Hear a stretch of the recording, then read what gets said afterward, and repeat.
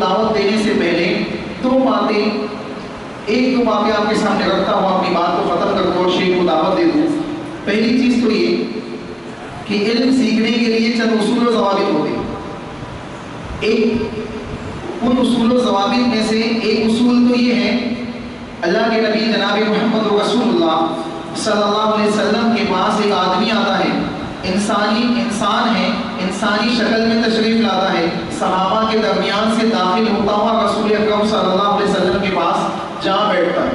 اللہ کے نبی صلی اللہ علیہ وسلم کے زانوں سے زانوں ملا کے بیٹھ جاتا ہے، اللہ کے نبی سے سوالات کرتا ہے، صحابہ ان سوالات کو سنتے ہیں، اللہ کے نبی جوابات دیتے ہیں، وہ ان جوابات کی تصدیق کرتا ہے۔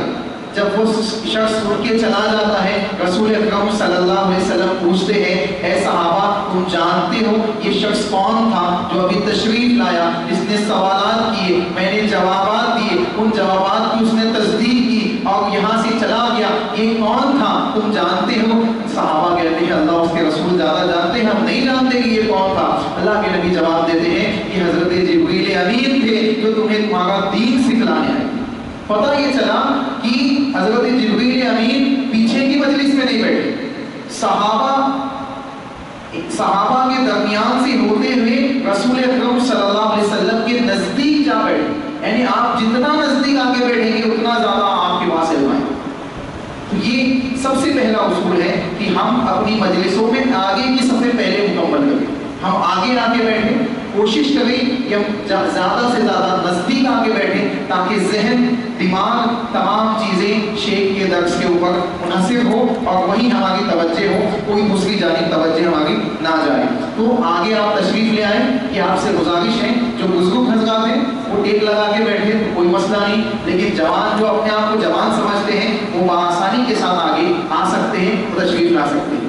دوسرا اصول و ضوابط، دوسرا اصول یہ یاد رکھیں، میں اس لیے یہ دو باتیں آپ کے سامنے رکھ دے رہا ہوں کہ صبح سے لے کے شام تک یہ دو کو آپ اپنے ذہن میں رکھیں تو آسانی کے ساتھ تمام چیزیں آپ کے ذہن میں انشاءاللہ ذہن نشین ہو جائے گی۔ دوسری چیز کیا ہے، قلم اور کاپی آپ کے ہاتھ میں موجود ہے۔ یہ صرف ہاتھ میں موجود رہنے کے لیے نہیں ہے، بلکہ شیخ جو اہم ترین نکات آپ کے سامنے پیش کریں گے اس کو نوٹ کرنے کے لیے۔ جو لینگویج آپ کو آتی ہے، انگلش آتی ہے انگلش میں نوٹ کیجیے، اردو آتی ہے اردو میں نوٹ کیجیے، رومن انگلش، ہندی جو آپ کو آتی ہے جس لینگویج میں آپ لکھنا چاہتے ہیں اس کو لکھ کے آپ اپنے لیے نوٹ کر لیجیے تاکہ آپ کے لیے کیا ہو جائے، یہ ذخیرہ ہو جائے، آج ہی نہیں بلکہ آئندہ بھی آپ کے کام آئے۔ چنانچہ یہ دو باتیں ذہن میں رکھیں اور ان دو باتوں کو ذہن میں رکھتے ہوئے اپنے معاملے کو انجام دیں۔ اب میں بلا کسی تاخیر شیخ محترم کو اس مجلس کے آغاز کے لیے دعوت سخن دیتا ہوں۔ میں نے آپ کے سامنے اس چیز کو پیش کیا کہ آپ کی شخصیت کوئی معمولی شخصیت نہیں ہے، یہ اللہ رب العالمین کی توفیق ہے کہ آپ ہمارے درمیان موجود ہیں، اللہ کی مدد ہے کہ آپ ہمارے درمیان موجود ہیں۔ جو حضرات اپنی مصروفیات سے وقت نکال کے یہاں آئے ہیں، انشاءاللہ اللہ رب العالمین ان کے لیے دنیا و آخرت میں کامیابی کا ذریعہ بنائے۔ اس مجلس کو ہم اللہ سے دعا کرتے ہیں اور ہم تمام کو اسی طریقے سے جنت الفردوس میں جمع کریں۔ میں شیخ محترم جناب شیخ طہا سید خالد حفظہ اللہ وتولہ مدنی حفظہ اللہ وتولہ کو دعوت دیتا ہوں کہ آپ تشریف لائیں اور اصول السنہ امام احمد بن حنبل رحمہ اللہ علیہ کی کتاب کے سلسلے میں ہم تمام کی ایک درس کے ٹاپک سے ہم تمام کی رہنمائی فرمائیں۔ السلام علیکم ورحمۃ اللہ وبرکاتہ۔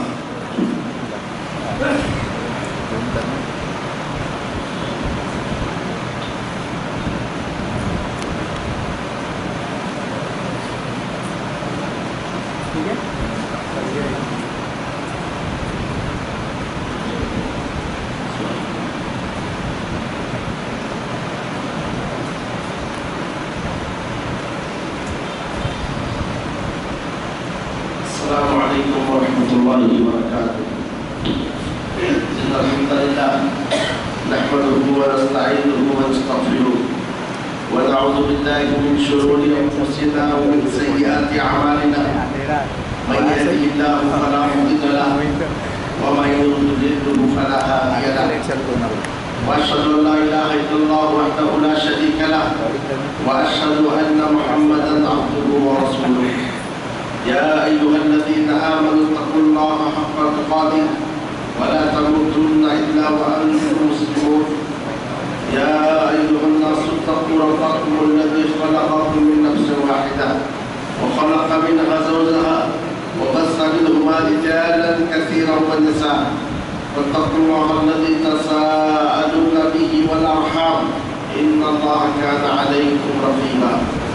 يا أيها الذين آمنوا اتقوا الله وقولوا قولا سديدا يصلح لكم أعمالكم ويغفر لكم ذنوبكم ومن يطع الله ورسوله فقد فاز فوزا عظيما.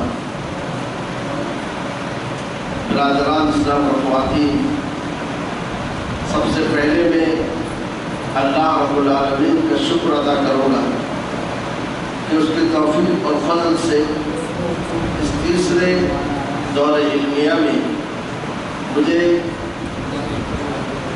آپ حضرات سے ملنے اور آپ حضرات کے سامنے اس علمی دورہ چلانے کی توفیق ملی ہے۔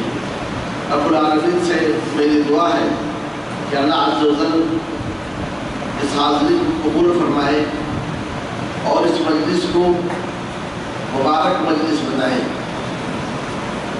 اور اس مقصد کے لیے اس مجلس کو سجائی گئی ہے اللہ عز و جل اس مجلس میں اس مقصد میں کامیابی عطا فرمائے۔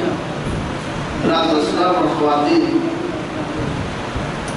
یہ دورہ علمیہ عنوان پر ہے، وہ ہے اصول السنہ للامام احمد بن حنبل رحمہ اللہ۔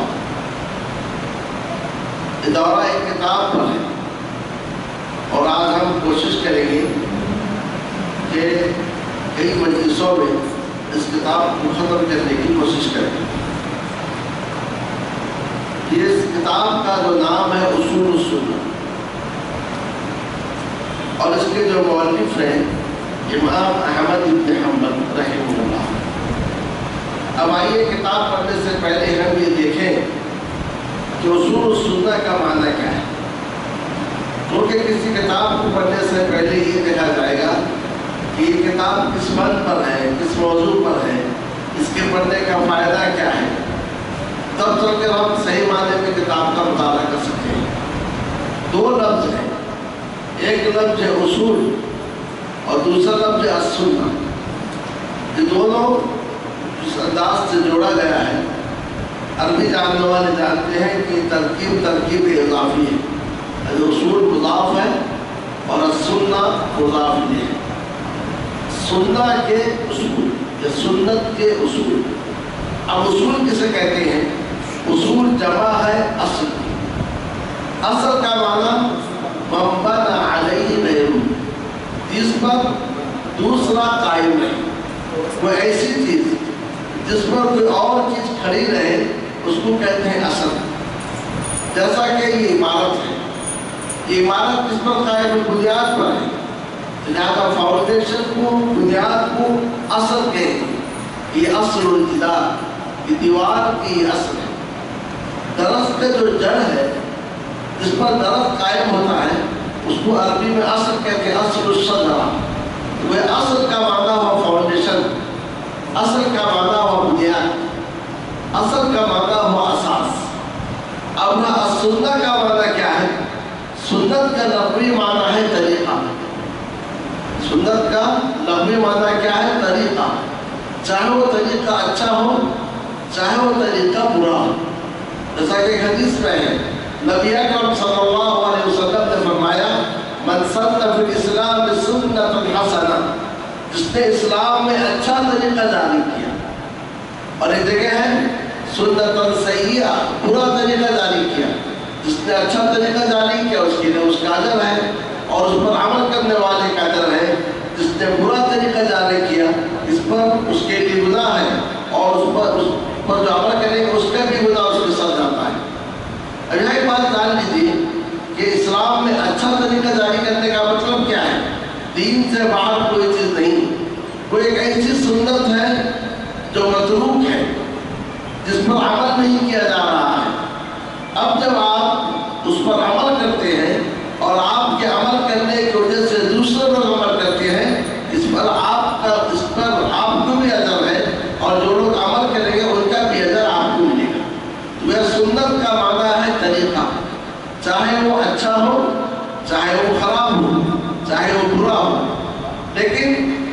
اصطلاح میں سنت کے 5 معنی یاد رکھیں، سنت کے 5 معنی۔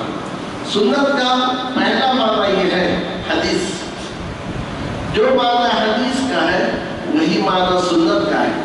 کہتے ہیں کتاب و سنت میں وارد ہے، یعنی قرآن اور حدیث میں وارد ہے۔ تو یہاں سنت کا معنی کیا ہے؟ نبی اکرم صلی اللہ علیہ وسلم کے اقوال، نبی اکرم صلی اللہ علیہ وسلم کے افعال، اور نبی اکرم صلی اللہ علیہ وسلم کی تقریرات۔ تقریرات کا مطلب یہ ہے تائیدات۔ آپ صلی اللہ علیہ وسلم کے سامنے کسی نے کوئی کام کیا اور آپ خاموش رہے، یہ اس کی تائید ہوئی، یا کہ آپ نے اس کی تعریف کی، یہ اس کی تائید ہوئی۔ تو نبی صلی اللہ علیہ وسلم کے اقوال یا کہ افعال یا کہ آپ کی تقریرات، حتیٰ کہ آپ کے جو اوصاف ہیں، آپ چلتے کیسے تھے، آپ کپڑے کیسے پہنتے تھے، آپ کے بال کیسے تھے، یہ جو اوصاف ہیں اس سارے کی ساری باتوں کو سنت کہا جائے گا۔ تو اس معنی میں سنت حدیث کے مترادف ہے۔ اور آپ سنتے ہوں گے لوگ کہتے ہیں، مقررین کہتے ہیں کتاب و سنت میں وارد ہے، یعنی قرآن میں اور حدیث میں وارد ہے۔ دوسرا معنی سنت کا کیا ہے؟ صحابہ کا طریقہ، خلفائے راشدین کا طریقہ، اور اس کی دلیل نبی اکرم صلی اللہ علیہ وسلم نے فرمایا فَعَلَيْكُمْ بِسُنَّتِي وَسُنَّتِ الْخُلَفَاءِ الرَّاشِدِينَ الْمَهْدِيِّينَ مِن بَعْدِي۔ تو میری سنت کو لازم پکڑ لو اور میرے بعد خلفائے راشدین کے سنت کو لازم پکڑ لو۔ تو میرے خلفائے راشدین کا جو طریقہ ہے اس کو بھی سنت کہا جاتا ہے۔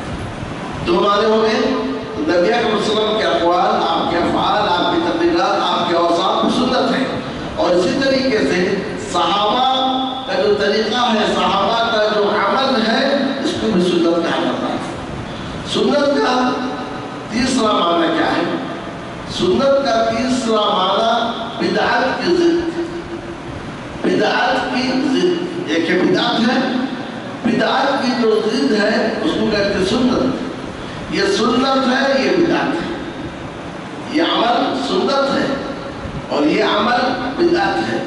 ہم آپ استعمال کرتے ہیں، بدعت کی ضد کو سنت کہا جاتا ہے۔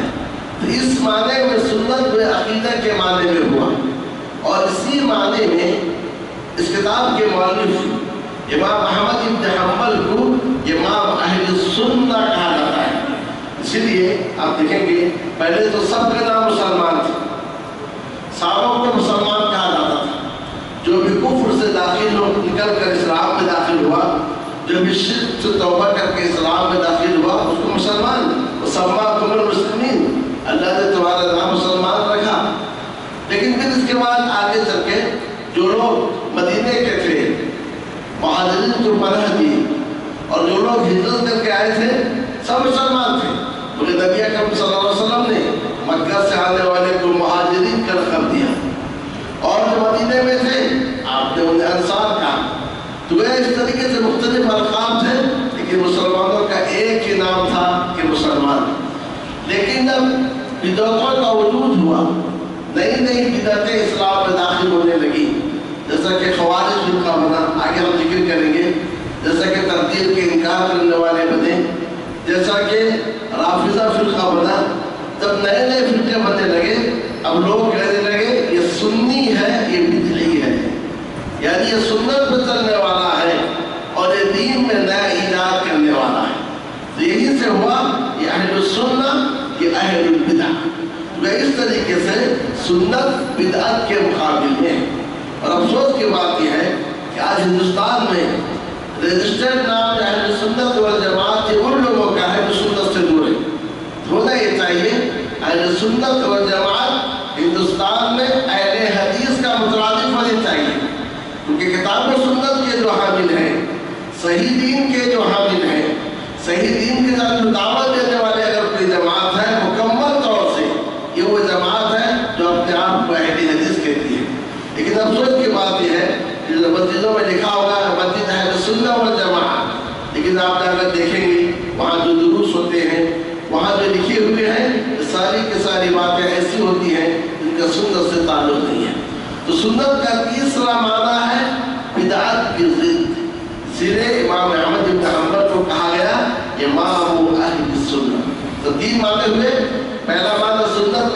کا مترادف، دوسرا معنی سنت کا صحابہ کا طریقہ، تیسرا معنی سنت کا بدعت کی ضد، چوتھا معنی سنت کا کیا ہے؟ فرض واجب کی ضد. کہتے ہیں یہ واجب ہے، یہ سنت ہے. صبح کی 2 رکعات واجب ہے، فرض ہے، اور اس سے پہلے 2 رکعات سنت ہے. ظہر کے 4 رکعات فرض ہے، ظہر سے پہلے 4 یا کہ 2 سنتیں ہیں، اور ظہر کے بعد 2 یا کہ 4 سنتیں ہیں.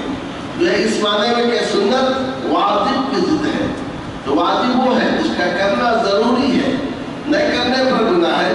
سنت وہ ہے جس کے کرنے پہ آپ کو ثواب ملے گا، اور اگر آپ نہ کریں تو کوئی بات نہیں ہے. تو یہ سنت اس میں واجب کے ضد میں ہے.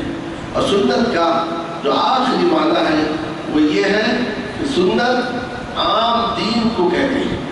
یہ سنت پر ہے یعنی دین پر ہے. جو قرآن حدیث سب میں ملا کر کیا کہا جاتا ہے؟ سنت کہا جاتا ہے. تو برادران اسلام، سنت کے یہ 5 معنی ہیں. لیکن سنت کے ان 5 معنوں میں جو اصول سنت کہا گیا ہے، یہ وہ سنت ہے جو بدعت کے مقابل میں ہے، یعنی عقیدے کے اصول. تو سنت کا معنی یہاں پر کیا ہوا؟ عقیدہ ہوا جو بدعت کا ضد ہے، یا صحیح عقیدے کے اصول اس کے اندر بیان کیے جائیں. تو میرا اصول سنت کا مطلب یہ ہے کہ وہ باتیں جن پر عقیدہ قائم ہے، یا وہ باتیں جن پر صحیح عقیدہ قائم ہے، اس کو جو ہے اس کتاب میں بیان کیا جائے. اس سے آپ کتاب کی اہمیت اور اس کی افادیت جان چکے ہوں. سوال یہ ہے کہ نبی اکرم صلی اللہ علیہ وسلم کے زمانے میں عقیدے میں کوئی کتاب لکھی گئی؟ نہیں لکھی گئی. لیکن بعد میں کیوں لکھی گئی؟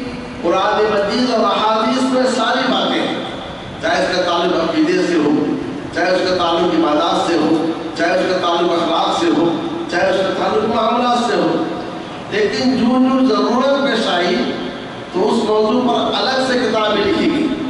جیسے جب لوگوں نے قرآن مجید کو پڑھنے میں غلطی کی، پہلے قرآن بھی اعراب تھا، اعراب کے نقطے نہیں تھے، تو ضرورت محسوس ہوئی کہ اعراب لگایا جائے، نقطے لگائے جائے، اور پھر اس کے قواعد بیان کیا جائے. جو فاعل ہے وہ مرفوع ہے، جو مفعول ہے منصوب ہے.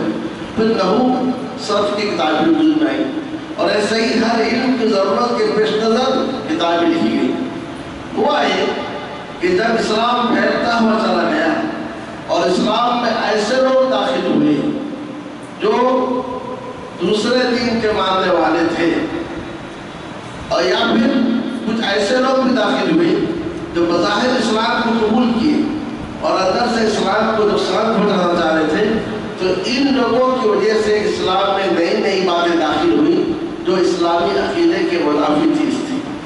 تو اس کی ضرورت کے پیش نظر اہل علم نے اپنے زمانے میں ان کا رد کیا، ان پر کتابیں لکھی. تو اس طریقے سے جو کتابیں لکھی گئیں، کبھی اس کا نام عقیدہ رکھا گیا، کبھی اس کا نام الشریعہ رکھا گیا، کبھی اس کا نام اعتقاد اہل سنت والجماعہ رکھا گیا، کبھی اس کا نام السنہ رکھا گیا. تو گویا السنہ، العقیدہ، الشریعہ، اصول دین، اصول اعتقاد، سارے کے سارے ایک ہی معنی کے اندر ہیں. برادران اسلام اور خواتین، موضوع کی اہمیت کا اندازہ لگائیے. اب آپ کو معلوم ہو گیا ہوگا کہ جو باتیں بتائی جا رہی ہیں اس پر ہمارے عقیدے کا دار و مدار ہے. ہم جو عقیدہ اپنائے ہوئے ہیں وہ عقیدہ ان باتوں پر قائم ہے. اور عقیدے کی اہمیت آپ جانتے ہیں کہ جب تک آپ کو عقیدے کی اہمیت معلوم نہ ہو، آپ کا عقیدہ صحیح نہیں ہو، جتنے بھی آپ نیک کام کریں اس کی کوئی حیثیت اللہ عز و جل کے پاس نہیں ہے. آپ مسجد بنا دیں، آپ دارالایتام بنا دیں، آپ روزانہ مسکینوں اور غریبوں کو کھانا کھلائیں، آپ یتیموں کے سر پہ آپ ہاتھ رکھیں، بیواؤں کی آپ کفالت کریں، لیکن اگر آپ کا عقیدہ صحیح نہیں ہے تو پھر یہ عمل قابل قبول نہیں ہے. اس کی مثال نہیں سمجھیے. ایک شخص ہے جو رمضان کا روزہ رکھتا ہے، ٹھیک ہے، رمضان کا روزہ رکھتا ہے، لیکن وہ یہ کہتا ہے روزہ فرض نہیں ہے. اور کرے یہ ایک شخص ہے جو رمضان کا روزہ رکھتا ہے اور کہتا ہے روزہ فرض نہیں ہے. اور دوسرا شخص ہے جو رمضان کا روزہ سستی کی وجہ سے چھوڑ دیتا ہے, کاہلی کی وجہ سے چھوڑ دیتا ہے, لیکن کہتا ہے روزہ فرض ہے. اب آپ مجھے بتائیے ان دونوں میں کس کو آپ مسلمان سمجھیں گے, کس کو آپ کافر سمجھیں گے؟ یا دونوں کو آپ مسلمان یا دونوں کو کافر؟ اب بتائیے. ایک شخص رمضان کا روزہ رکھتا ہے لیکن وہ کہتا ہے رمضان کا روزہ فرض نہیں ہے. دوسرا رمضان کا روزہ نہیں رکھتا ہے سستی کی وجہ سے, کاہلی کی وجہ سے, لیکن کہتا ہے میرا عقیدہ ہے رمضان کا روزہ فرض ہے. اب بتائیے پہلا مسلمان ہے دوسرا کیوں؟ جبکہ پہلا روزہ رکھ رہا تھا, دوسرا روزہ نہیں رکھ رہا ہے, لیکن آپ نے پہلے کو مسلمان کہا, دوسرے کو آپ نے کافر کہا. کیوں؟ اس کی وجہ یہ ہے کہ پہلے کا عقیدہ صحیح نہیں ہے, دوسرے کا عقیدہ صحیح ہے. تو گویا عقیدہ صحیح ہونا ضروری ہے.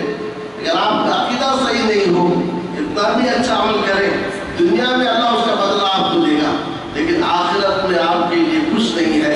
وَقَدِمْنَا إِلَىٰ مَا عَمِلُوا مِنْ عَمَلٍ فَجَعَلْنَاهُ هَبَاءً مَنثُورًا.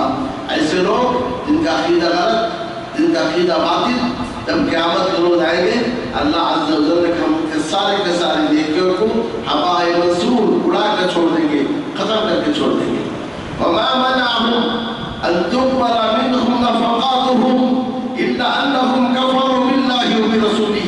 یہ جو اللہ کے راہ میں خرچ کرتے ہیں, ان کا خرچ کرنا اس لیے قبول نہیں ہے کیونکہ انہوں نے اللہ اور اس کے رسول کے ساتھ کفر کیا ہے, اللہ اور اس کے رسول کا انکار کیا ہے.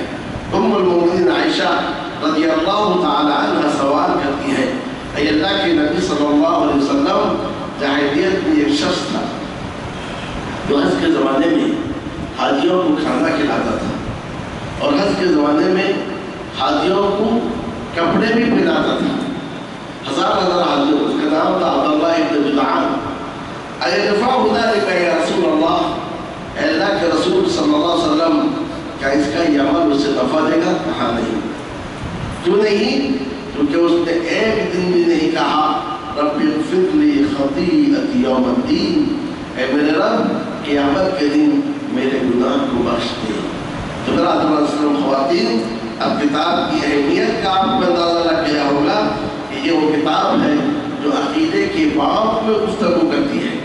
یہ وہ باب ہے جو عقیدے کی بنیادوں کو ذکر کرتی ہے. جب تک ہمارا عقیدہ صحیح نہیں ہوگا تو ہم کوئی بھی عمل کریں, دنیا میں ممکن ہے اس کا بدلہ ہمیں مل جائے, لیکن آخرت میں اس کی کوئی قیمت نہیں ہے. اللہ عز و جل کے پاس اس کا کوئی حساب نہیں ہے. پیارے نبی صلی اللہ علیہ وسلم مسجد میں تشریف فرما تھے, یا کسی جگہ بیٹھے ہوئے تھے, آپ کے بازو ایک اور شخص تھا.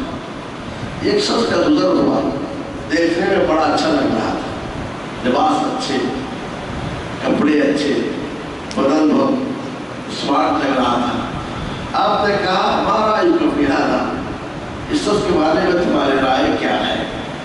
اس نے کہا کہ یہ وہ شخص ہے جو معاشرے کے بڑے لوگوں میں اس کا شمار ہوتا ہے. اگر یہ سفارش کرے فوراً اس کی سفارش قبول ہو جائے. اگر یہ کسی مجمع میں بات کرے سارے لوگ خاموش ہو کر اس کی بات سنیں. اگر کسی کے گھر پیغام بھیجے تو لوگ اپنی بیٹیاں اسے دے دیں. آپ خاموش رہیں. پھر ایک اور شخص کا گزر ہوا تھوڑی دیر میں, اور کچھ خیر خاص اچھی نہیں تھی. آپ نے فرمایا اس کے بارے میں تمہاری رائے کیا ہے؟ انہوں نے کہا یہ فقراء مسلمین میں, مسلمانوں کے فقیر اور محتاج لوگوں میں ہے. اگر یہ سفارش کرے کوئی اس کی سفارش نہ سنے, اگر پیغام بھیجے کوئی اپنی بیٹی اس کو دے دے. تو آپ صلی اللہ علیہ وسلم نے فرمایا کہ یہ جو شخص جس کے بارے میں تم نے کہا اسے کوئی بیٹی نہ دے, اس کی سفارش کو قبول نہ کرے, یہ پہلے جیسے دنیا بھر لوگوں سے کہیں زیادہ بہتر ہے. بتلائیے بہتر کیوں؟ اس کے سینے میں ایمان ہے, اس کا عقیدہ صحیح ہے, اور اس کا سینہ ایمان سے خالی ہے, صحیح عقیدے سے خالی ہے. تو لہٰذا برادران خواتین, بنیادی اور اہم بات یہ ہے کہ ہمیں اپنے عقیدے کی اصلاح کرنی چاہیے. آج اگر آپ یہی درس لے کر اٹھیں یہاں سے کہ ہمیں اپنے عقیدے کی اصلاح کرنا ہے، اپنے عقیدے کو درست کرنا ہے، خاص طور سے ایسے دور میں جہاں اس دور میں روزانہ نئی نئی جماعتیں بنتی ہیں، روزانہ نئے نئے فرقے بنتے ہیں، روزانہ نئے نئے خیالات پھیل رہے ہیں، روزانہ نئے نئے قوانین بن رہے ہیں، ایسے دور میں عقیدے کی اصلاح کی بہت زیادہ ضرورت ہے۔ لہذا برادران اسلام، ہم جس کتاب کو پڑھنے جا رہے ہیں اس کتاب کا نام ہے اصول السنہ۔ اصول السنہ کا مطلب کیا ہے؟ صحیح عقیدے کے اصول۔ سنت کے 5 معنوں میں یہ کون سا معنی ہے؟ جو بدعت کی ضد ہے، یعنی صحیح عقیدے کے اصول کیا ہے، ضوابط کیا ہے، اور صحیح عقیدہ کن باتوں پر قائم ہے۔ اب اس کے بعد آئیے کتاب کی اہمیت جیسے موضوع سے ہوتی ہے، اسی طریقے سے کتاب کی اہمیت اس کے مؤلف سے بھی ہوتی ہے۔ لکھنے والا کون ہے؟ تو لکھنے والے سے بھی کتاب کی اہمیت کا اندازہ لگتا ہے۔ اس کتاب کے جو لکھنے والے ہیں ان کا نام ابو عبداللہ احمد ابن محمد ابن حنبل الشیبانی ہے۔ نام ان کا احمد ہے، والد کا نام محمد ہے، اور شیبانی قبیلے سے ان کا تعلق ہے۔ آپ کی کنیت ابو عبداللہ۔ اپنی شخصیت کے بارے میں یہ جانیے کہ سن 164 ہجری میں بغداد میں آپ کی ولادت ہوئی۔ سن 164 ہجری بغداد میں آپ کی ولادت ہوئی، اور سن 241 ہجری بغداد میں آپ کی وفات ہوئی۔ تو سن 164 میں بغداد میں ولادت ہوئی، اور اسی بغداد میں سن 241 میں وفات ہوئی، اور وفات کے وقت آپ کی عمر 77 سال تھی۔ امام احمد بن حنبل رحمہ اللہ بغداد میں جو علم کا شہر تھا، آنکھیں کھولنے کے باوجود اسی شہر پر اکتفا نہیں کیے، علم کے طلب کے لیے مختلف ملکوں کا شہر سفر کیے، حتیٰ کہ بعض ملکوں کے جانب پیدل بھی گئے علم حاصل کرنے کے لیے۔ امام احمد بن حنبل کے تعلق سے آتا ہے ایک ایسے موقع پر جب فتنہ خلق قرآن اٹھا اور بادشاہ وقت نے اس کو قبول کر لیا تھا، تو ایسے وقت میں بڑے بڑے لوگ پیچھے ہٹ گئے اپنے جان کو بچانے کے لیے، لیکن امام احمد بن حنبل اس وقت ڈٹ کے کھڑے ہو گئے۔ کہا قرآن مخلوق نہیں ہے، قرآن اللہ عز و جل کا کلام ہے۔ ایک بادشاہ نہیں، 3 بادشاہ گزر گئے، اور آپ ان جیل کے سلاخوں کے پیچھے ڈال دیا گیا۔ اور لکھنے والے لکھتے ہیں کہ آئے رمضان کے موقع پر جبکہ آپ روزے سے تھے، اس مسئلے میں آپ کے پیٹھ پر کوڑے برسائے جاتے تھے، اور اگر یہ کوڑے کسی ہاتھی میں برسائے جائے تو ہاتھی بھی دم توڑتے۔ ایسے موقع پر بادشاہ کو بھی آپ پر رحم آتا تھا، کہتا تھا احمد صرف ایک بار کہہ دو قرآن مخلوق ہے، میں تمہیں چھوڑ دوں گا۔ مگر امام احمد بن حنبل جواب میں صرف یہی کہتے تھے ایتونی بشیء من کتاب اللہ اور سنت رسولی، کوئی دلیل اللہ کی کتاب سے لاؤ یا کہ اس کے رسول صلی اللہ علیہ وسلم کی سنت سے لاؤ، حتی اقول آمین، یہاں تک کہ میں کہوں۔ اور قرآن کی کوئی آیت نہ ہو، حدیث سے کوئی دلیل نہ ہو تو میں کیسے کہہ سکتا ہوں؟ تقریباً 23 سال کی مدت گزر گئی، اور اس طریقے سے آپ کو اس آزمائش سے گزرنا پڑا۔ اسی لیے بعض سلف نے کہا نصر اللہ الاسلام بأبی بکر زمن الردہ وبأحمد بن حنبل زمن المحنہ۔ اللہ عز و جل نے اسلام کی مدد کی ابو بکر رضی اللہ تعالیٰ عنہ کے ذریعے سے زمانہ ارتداد میں، جب نبی اکرم صلی اللہ علیہ وسلم کی وفات کے بعد ہر طرف ارتداد کی ہوا چل رہی تھی، خبر آ رہی تھی فلاں علاقہ مرتد ہو گیا، فلاں علاقے کے لوگ بے دین ہو گئے، فلاں علاقے کے لوگ کہتے ہیں ہم نماز نہیں پڑھیں گے، زکوٰۃ نہیں دیں گے۔ تو اس موقع پر ابوبکر صدیق رضی اللہ تعالیٰ عنہ نے مضبوط قدم اٹھایا اور مضبوط موقف اپنایا، جس کی وجہ سے اطراف کے سارے لوگ پھر اسلام کے زیر اثر آ گئے۔ اسی لیے کہا جاتا ہے ردۃ ولا ابا بکر لہا، ارتداد تو ہے مگر اسے ختم کرنے کے لیے کوئی ابو بکر نہیں ہے۔ تو جس طریقے سے ارتداد کو کچلنے کے لیے اللہ تعالیٰ نے ابو بکر رضی اللہ تعالیٰ عنہ کو کھڑا کیا تھا. اسی طریقے سے خلق قرآن کے زمانے میں، خلق قرآن کے مسئلے میں جو فتنہ ہوا، جو آزمائش ہوئی، اللہ عز و جل نے اس موقع پر امام احمد ابن حنبل کے ذریعے سے اسلام کی مدد کی. برادران اسلام، کہا جاتا ہے کہ امام احمد ابن حنبل ایک کسوٹی ہے.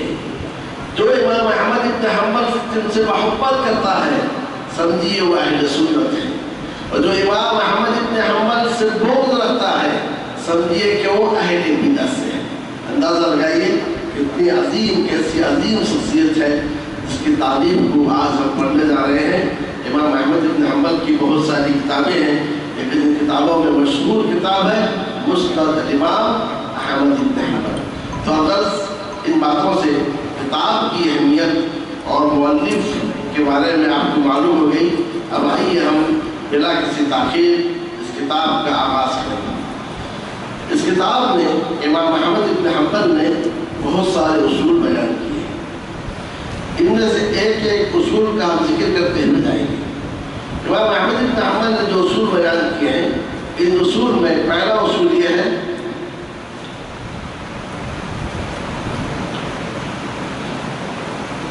کہتے ہیں اصول السنت عندنا التمسك بما كان عليه اصحاب رسول الله صلی اللہ علیہ وسلم والاقتداء به.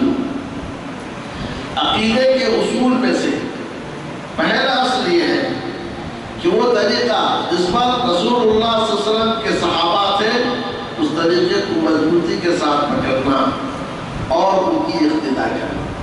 دیکھیے ایک طریقہ اپنا لیجیے کہ وہ طریقہ جس پر اصحاب رسول صلی اللہ علیہ وسلم تھے اس طریقے کو مضبوطی کے ساتھ تھامنا اور ان کی اقتداء کرنا، یہ عقیدے کا پہلا اصول ہے. اس کا مطلب یہ ہے اگر آپ اس کو بنیاد بنا لیتے ہیں تو بہت ساری بدعتوں سے، خرافات سے اپنے آپ کو بچا سکتے ہیں. آج بہت ساری بدعتیں ہوتی ہیں، ہر مہینے میں کوئی نہ کوئی بدعت ہوتی ہے. یہ محرم کا 10ویں تاریخ جسے عاشورہ کہتے ہیں، عاشورہ کا روزے کا مقصد تو دوسرا تھا، لوگوں نے عاشورہ کا تعلق ایک ایسے واقعے سے جوڑ لیا کہ جب نبی صلی اللہ علیہ وسلم نے عاشورہ کا روزے کا حکم دیا ان کی ولادت بھی نہیں ہوئی تھی. اور آج لوگ یہ سمجھتے ہیں کہ عاشورہ کا تعلق حسین رضی اللہ تعالیٰ عنہ کی شہادت سے، جبکہ ایسی بات نہیں. اور ایسے ہی آپ دیکھیں گے عاشورہ کے دن جو کچھ کیا جاتا ہے، یا کہ 12 ربیع الاول کو جو کچھ کیا جاتا ہے، یا کہ 27 رجب کو جو کچھ کیا جاتا ہے، یا کہ 15 شعبان کو جو کچھ کیا جاتا ہے، ان ساری باتوں میں صحابہ کو معیار بنائیے کہ صحابہ کرام ایسا کام کرتے تھے. تب صحابہ کرام نے ایسا کام نہیں کیا ہے، لہٰذا ہمیں بھی ایسے کام نہیں کرنے چاہیے. لہٰذا میرا کہنا یہ ہے کہ پہلا اصول کیا ہے کہ صحابہ کرام کے طریقے کو، صحابہ کرام کے راستے کو مضبوطی کے ساتھ تھامنا اور ان کی اقتداء کرنا. اس کی دلیل یہ ہے کہ نبی اکرم صلی اللہ علیہ وسلم نے ایک روز عصر یا فجر کی نماز کے بعد وعظ کی نصیحت کی. ایسی مؤثر نصیحت تھی، لوگوں میں آنکھوں میں آنسو آ گئے، دل نرم پڑ گئے. لوگوں نے کہا کہ نبی صلی اللہ علیہ وسلم ایسا لگ رہا ہے کہ کسی جانے والے کی نصیحت ہے، آپ ہمیں کچھ وصیت کی دیجیے. تو آپ صلی اللہ علیہ وسلم نے انہیں تقویٰ کی وصیت کی اور جو حاکم ہے اس کے سمع و اطاعت کا حکم دیا. اس کے بعد فرمایا اِنَّهُ مَن يَعِشْ مِنكُم بَعْدِي فَسَيَرَى اخْتِلَافًا كَثِيرًا. میرے بعد تم میں جو کوئی زندہ رہے گا وہ بہت سارے اختلافات کو پائے گا.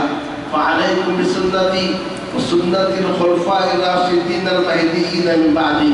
تو میری سنت کو اور میرے بعد خلفائے راشدین کی سنت کو لازم پکڑ لو.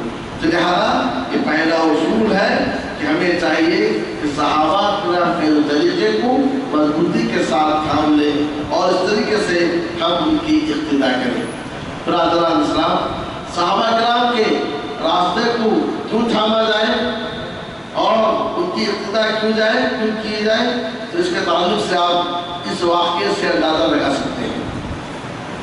جب خوارج کا ظہور ہوا، آگے ہم ذکر کریں گے خوارج فرقہ، جب فرقہ بدعتی فرقہ خوارج کا ظہور ہوا جو علی بن ابی طالب رضی اللہ تعالیٰ عنہ کے لشکر میں تھے اور اس لشکر سے الگ ہو گئے، تقریباً 6000 لوگ الگ ہو گئے، تو ان سے بات کرنے کے لیے عبداللہ بن عباس رضی اللہ تعالیٰ عنہما نے علی بن ابی طالب جو امیر المومنین تھے ان سے اجازت طلب کی۔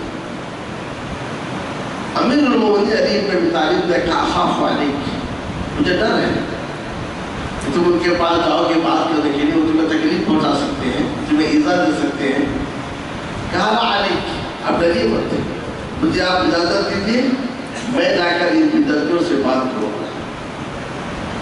اجازت دے دی۔ اب اس کے بعد ان کے پاس جو اچھا لباس تھا، یمن کی چادریں تھیں، اچھا جوڑا پہنے، جوڑا پہن کر خوارج سے بات کرنے کے لیے گئے حرورہ نامی جگہ پر، جہاں یہ لوگ کسی محلے میں یا کسی گھر میں لیٹے ہوئے تھے، قیلولہ کا وقت تھا۔ جیسا دیکھیں عبداللہ بن عباس رضی اللہ تعالیٰ عنہ جو بڑے سخت تھے، انہوں نے کہا اے ابن عباس یہ جوڑا تمہارے جسم پر، مطلب کیسے اتنا اچھا جوڑا کیسے پہن کر آئے؟ تم لگتا ہے کہ تم دنیا دار انسان، مطلب میرا سوال یہ تھا ایسا لگ رہا ہے کہ تم دنیا دار انسان ہو، اتنی اچھی پوشاک پہن کر آئے ہو۔ کہا کیا تمہارے لیے کافی نہیں؟ نبی اکرم صلی اللہ علیہ وسلم اچھے مناسبتوں میں اچھا لباس پہنا کرتے تھے، عید میں اچھا لباس پہنتے تھے، جمعہ میں اچھا لباس پہنتے تھے، وفود سے ملنے کے لیے اچھی پوشاک پہنتے تھے، کیا تمہارے لیے یہ دلیل کافی نہیں ہے؟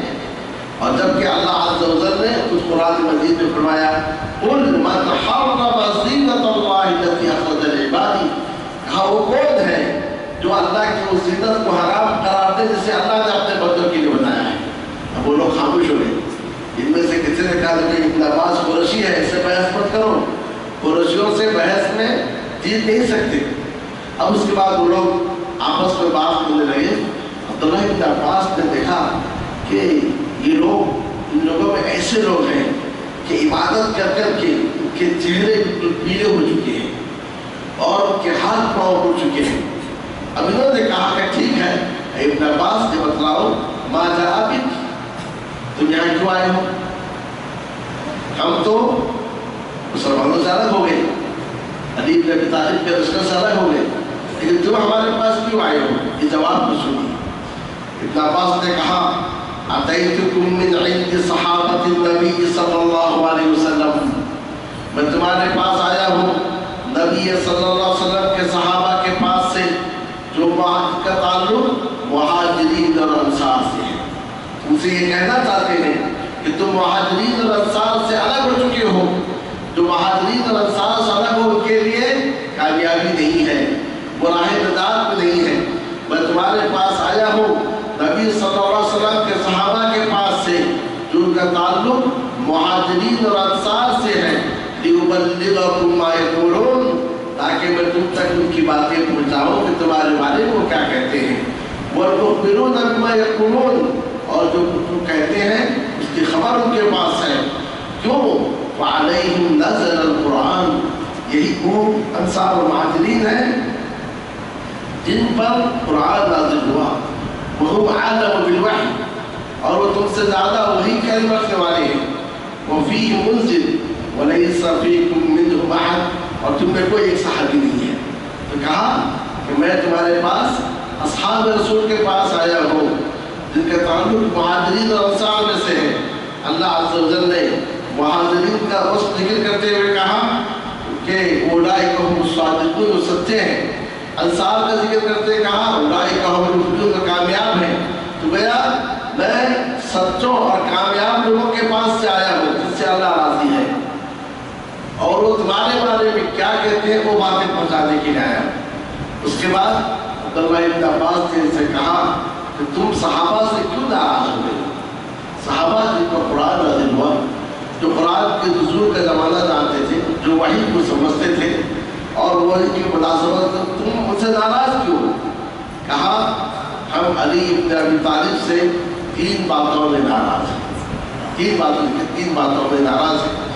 کہا پہلی بات یہ ہے انہوں نے لوگوں کو حکم بنایا،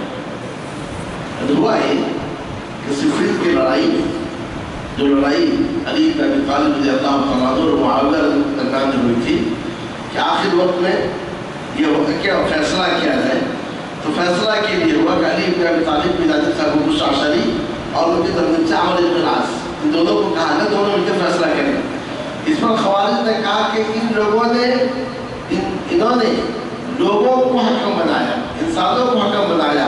इनिल हुक्मु इल्ला लिल्लाह, फैसला किसके लिए चाहिए? अल्लाह के लिए चाहिए, लोग फैसला नहीं कर सकते। ठीक है, ये पहला एतराज। कहा तुम्हारा दूसरा एतराज क्या है? कहा दूसरा एतराज ये है कि अली इब्न अबी तालिब जब मुआविया रज़ियल्लाहु तआला अन्हु के लश्कर से क़िताल की तो अली इब्न अबी तालिब ने गाली क्यों नहीं की, उनके लोगों को कैद नहीं की? क्योंकि अगर वो मुसलमान समझते हैं तो क़िताल नहीं करनी चाहिए, और जब क़िताल कर रहे हैं तो उन्हें गाली देनी चाहिए। तो अली इब्न अबी तालिब ने इन्हें गाली क्यों नहीं दी और इन्हें कैद क्यों नहीं किया? तीसरी बात क्या है? तीसरी बात है कि मुआहदा में अली इब्न अबी तालिब रज़ियल्लाहु अन्हु ने अपने नाम जो अमीरुल मोमिनीन था उसको निकाल दिया। कहने पर सामने दूसरे फरीक ने कहा अगर हम आपको अमीरुल मोमिनीन मान लेते हैं झगड़ा खत्म है, तो लिहाजा इस लफ्ज़ को आप निकाल दीजिए, निकाल दीजिए। अगर अमीरुल मोमिनीन नहीं है तो अमीरुल काफिरीन है, और कोई बात कर रही। कहा मैं तुम्हारे इन तीन बातों का जवाब देता हूँ। क्या पहली बात यह है, तुम्हारा एतराज़ ये है इन्होंने लोगों को हकम क्यों बनाया, तब जो हुक्म अल्लाह के लिए है। देखो कुरान मजीद में कई ऐसे मकामात हैं जिसमें अल्लाह अज़्ज़ा व जल ने खुद लोगों को हकम बनाया है। वो किस तरीके से? जैसा कोई शख्स इहराम में हो और हालत इहराम में शिकार करे, तो शिकार का फिदिया क्या है? जिस जानवर का शिकार किया है उसके मिस्ल को ज़बह करें। ज़बह की नज़र चार, ऊँट, गाय, बकरी या भेड़, ये चार जानवरों को ज़बह करना है। मसलन तो समझिए कोई अगर हिरन का ज़बह करे, हिरन का शिकार करे, तो हिरन के जो मिस्ल है ऊँट में, गाय में, बकरी में, भेड़ में, उसको ज़बह करें, वो उसका कफ़ारा है। अब सवाल ये कि मिस्ल कैसे होगा कि हिरन के मिस्ल गाय है या हिरन के मिस्ल बकरी है या हिरन के मिस्ल भेड़ है या ऊँट है? फैसला कौन करेगा? यहकुमु बिही ज़वा अदल मिनकुम, इसका फैसला तुम में से दो आदल वाले करेंगे।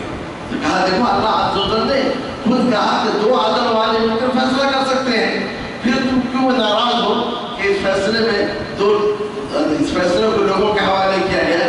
जबकि अल्लाह अज़्ज़ा व जल खुद कह रहा है दीन के मामले में कि जिसने हालत इहराम में शिकार किया है तो वो जानवर किसके मिस्ल है इसका फैसला क्यों करेंगे? तो इंसाफ वाले करेंगे।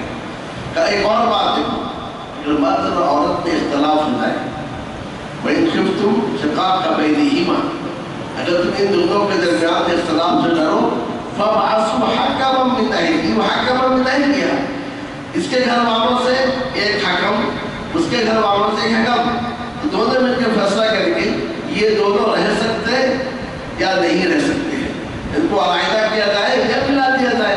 तो यहाँ भी अल्लाह अज़्ज़ा व जल ने फैसला लोगों पर छोड़ा है। तो कहा देखो ये तो अल्लाह अज़्ज़ा व जल ने लोगों को हकम बनाया है। अगर अली इब्न अबी तालिब रज़ियल्लाहु तआला अन्हु ने लोगों को हकम बनाया तो इसमें क्या गलती है?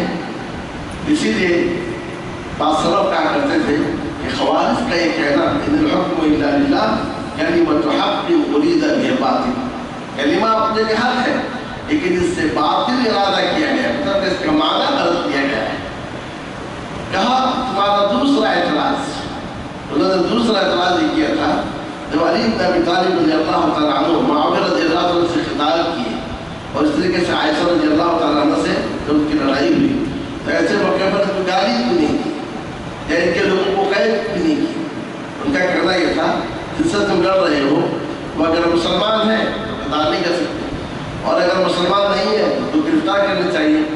तो इब्न अब्बास रज़ियल्लाहु तआला अन्हुमा ने कहा क्या तुम इस बात से राज़ी हो कि अपनी माँ आयशा को कैद करो?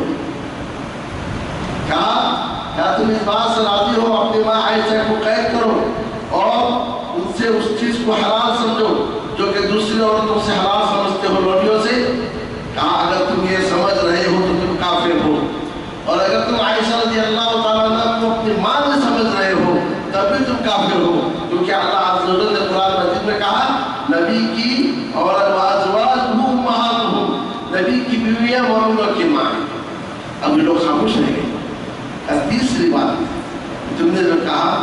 मुआहदा लिखते हुए जब फरीक साली ने मुतालबा किया आमिरुल मोमिनीन के लफ्ज़ हटा दिया जाए और अली हज़रत उसको हटा दिया।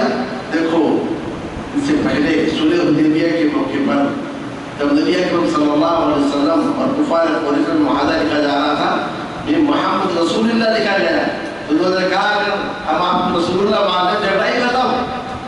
और उस मौके पर कहा कि आप उसको मिटाइए, आप अली इब्न अबी तालिब से कहा कि मिटाओ, उन्होंने कहा मैं अपने हाथ से मिटा नहीं सकता। आखिर खुद नबी सल्लल्लाहु अलैहि वसल्लम ने अपने हाथ से उसको मिटाया है। इसमें नबी अकरम सल्लल्लाहु अलैहि वसल्लम को गुस्सा था। इस तरीके से जवाब देने के बाद रिवायत में है, बाद में कि 2000 और बाद में कि 4000 लोग जो खालिदी हो गए थे वो वापस आ गए। तो बरादर कहने का मकसद ये है, जो बात मैं बतलाना चाहता हूँ वो ये है कि अब्दुल्ला इब्न अब्बास रज़ियल्लाहु तआला अन्हु उनसे क्या कहा, मैं तुम्हारे पास आया हूँ नबी के सहाबा के पास से, और नबी के सहाबा जो मुहाजिरीन और अंसार थे और जिन पर वही नाज़िल हुई थी, जो कुरान के नुज़ूल का ज़माना देखे थे, जो कुरान को तुमसे ज़्यादा समझते थे, और तुम्हें कोई सहाबी नहीं है। तो इसका मतलब ये है सहाबी होना एक एतबार है, कोई सहाबी का तरीका एक मुअतबर तरीका है। क्यों? आजकल बहुत सारे शिया जो है सहाबा को खासतौर से शेखैन की गालियाँ देते हैं। इसके ताल्लुक से बात सल्लम ने कहा, हकीकत में ये सहाबा को गाली नहीं दे रहे हैं, हकीकत में वो हमारे दीन पर इल्ज़ाम लगा रहे हैं, हमारे नबी सल्लल्लाहु अलैहि वसल्लम पर इल्ज़ाम लगा रहे हैं। क्योंकि अच्छे आदमी को अच्छे साथी मिलते हैं, बुरे आदमी को बुरे साथी मिलते हैं। अगर इन सहाबा को हम मजबूर करार दे दें, इन सहाबा पर हम उंगली उठाने लगे, इन सहाबा को हम मतऊल करार दें, तो ये तान हकीकत में नबी अकरम सल्लल्लाहु अलैहि वसल्लम पर है कि अच्छे नहीं है इसलिए इन्हें अच्छे साथी नहीं मिले। तो सहाबा पर जरह करना ये दर हकीकत क्या है, दीन को खत्म करना है, दीन को जरह करना है। क्योंकि ये दीन जो हम तक पहुंचा है किसके रास्ते से, सहाबा किराम के रास्ते से दीन पहुंचा है। इसीलिए उलमाए हदीस ने फैसला कर दिया, मुहद्दिसीन ने फैसला कर दिया, अस्सहाबतु कुल्लुहुम अदूल, सहाबा सारे के सारे अदूल हैं, उन पर गुफ्तगू नहीं की जा सकती, उन पर कलाम नहीं कर सकता। और अफसोस की बात यह है कि शियत से मुतासिर होकर आज हमारे दरमियान ऐसी किताबें फैल रही हैं, ऐसी तफसीरें फैल रही हैं, ऐसे मकालात फैल रहे हैं जो अपने आप को रोशन ख्याल करते हैं, इन सहाबा पर कलम उठाते हैं, इन सहाबा की जरह करते हैं और इस तरीके से इन सहाबा के उलूम को टटोलने की कोशिश करते हैं। तब के बरादर अस्सलाम ये वो सहाबा थे जो सारे के सारे अदल और अदालत के मुनसब पर फाइज थे। इनके बारे में किसी ने क्या खूब कहा, अबर्रहुम कुलूबन अअमक़हुम इल्मन व अक़ल्लहुम तकल्लुफ़ा, ये वो लोग थे जिनके दिल बिल्कुल नेक थे, जिनका नफ्स बिल्कुल पाक था, जिसमें किसी के लिए कीना और कपड़ और लोग नहीं था, इनका इल्म बहुत गहरा था और इनकी जिंदगी तकल्लुफ़ से खाली थी। इन्हें अल्लाह अज़्ज़ा व जल ने अपने दीन की हिमायत के लिए और अपने नबी की हिमायत के लिए अल्लाह अज़्ज़ा व जल ने इन्हें चुन लिया था। इसीलिए सोहबत बजाय खुद देखने की है, सहाबी बनना बजाय खुद क्या है, एक बड़ी फजीलत की बात है। तो सबसे पहला उसूल ये है कि हमें ये चाहिए कि सहाबा किराम के तरीके को मजबूती के साथ थामे। आज अगर इस तरीके को अपना लिया जाए, बहुत सारी बिदअतें जो हमारे घरों में, हमारे माशरे में, हमारे मुल्क में और हमारे दरमियान में जन्म कर चुके हैं, इन सारी की सारी बुराइयाँ इसी एक उसूल को, इसी एक असर को अपनाने से इंशाअल्लाह खत्म हो जाएगी। सहाबा किराम के दौर में भी मुर्दे दफनाए जाते थे और आज भी मुर्दे दफनाए जाते हैं। आज जो चीज़ें होती हैं, क्या उस ज़माने में वो चीज़ होती थी? इस तरीके से एक एक असर को पकड़िए, सहाबा किराम को मेयार बनाइए, तो आप देखेंगे सारी की सारी बिदअतें खत्म होकर रह जाएंगी। खुद अल्लाह अज़्ज़ा व जल ने कुरान मजीद में इन सहाबा को मेयार बनाया, फ़इन आमनू बिमिस्लि मा आमनतुम बिही फ़क़द इहतदौ, अगर ईमान लाए जैसे कि ऐ सहाबा तुम ईमान लाए हो तो हिदायत प्राप्त होगी। अल्लाह अज़्ज़ा व जल ने इन सहाबा के जानिब से जवाब भी दिया। सूरह बकरा में है कि ادب سے کہا جاتا ہے آمنو کما آمن الناس، ایمان لاؤ جیسے کہ لوگ ایمان لائے، جیسے کہ صحابہ ایمان لائے. کیا کہتے ہیں؟ انؤمنو کما آمن السفہاء، کہ ہم ایمان لائیں گے جیسا کہ سفہاء اور بیوقوفوں نے ایمان لیا ہے. اللہ عز و جل نے جواب دیا الا انہم هم السفہاء ولکن لا یعلمون، یہ صحابہ بیوقوف نہیں ہے، یہ منافقین ہی بیوقوف ہے لیکن وہ جانتے نہیں. صحابہ کا مقام دیکھیے کہ عرش والا ان کی جانب سے جواب دے رہا ہے، عرش والا ان کا دفاع کر رہا ہے. اللہ عز و جل ان سے راضی ہو گیا. لقد رضی اللہ عن المؤمنین اذ یبایعونک تحت الشجرہ، اللہ ان مومنوں سے راضی ہو گیا جو درخت کے نیچے جس کو بیعت رضوان کہتے ہیں آپ سے بیعت کر رہے تھے. الغرض برادران اسلام، یہ صحابہ معیار ہدایت ہے، یہ صحابہ معیار حق ہے. نبی اکرم صلی اللہ علیہ وسلم نے وہ حدیث جس میں آپ نے فرقوں کا ذکر کیا فرمایا ستفترق هذه الامة على 73 فرقہ، یہ امت 73 فرقوں میں بڑھ جائے گی. كلها في النار، سارے کے سارے فرقے جہنم میں جائیں گے الا واحدہ، سوائے ایک کے. قالوا من هو یا رسول اللہ، صحابہ نے کہا ہے اللہ کے رسول وہ کون ہے؟ آپ نے فرمایا هم الذين على مثل ما انا علیہ واصحابی، وہ ہیں جو اس پر ہے، اس جیسے پر ہے جس پر میں ہوں اور میرے صحابہ ہیں. تو خود نبی اکرم صلی اللہ علیہ وسلم نے صحابہ کو جو ہے معیار بنا کر پیش کیا. اور سورہ نساء میں اللہ رب العالمین نے فرمایا وَمَن يُشَاقِقِ الرَّسُولَ مِن بَعْدِ مَا تَبَيَّنَ لَهُ الْهُدَىٰ وَيَتَّبِعْ غَيْرَ سَبِيلِ الْمُؤْمِنِينَ نُوَلِّهِ مَا تَوَلَّىٰ وَنُصْلِهِ جَهَنَّمَ وَسَاءَتْ مَصِيرًا.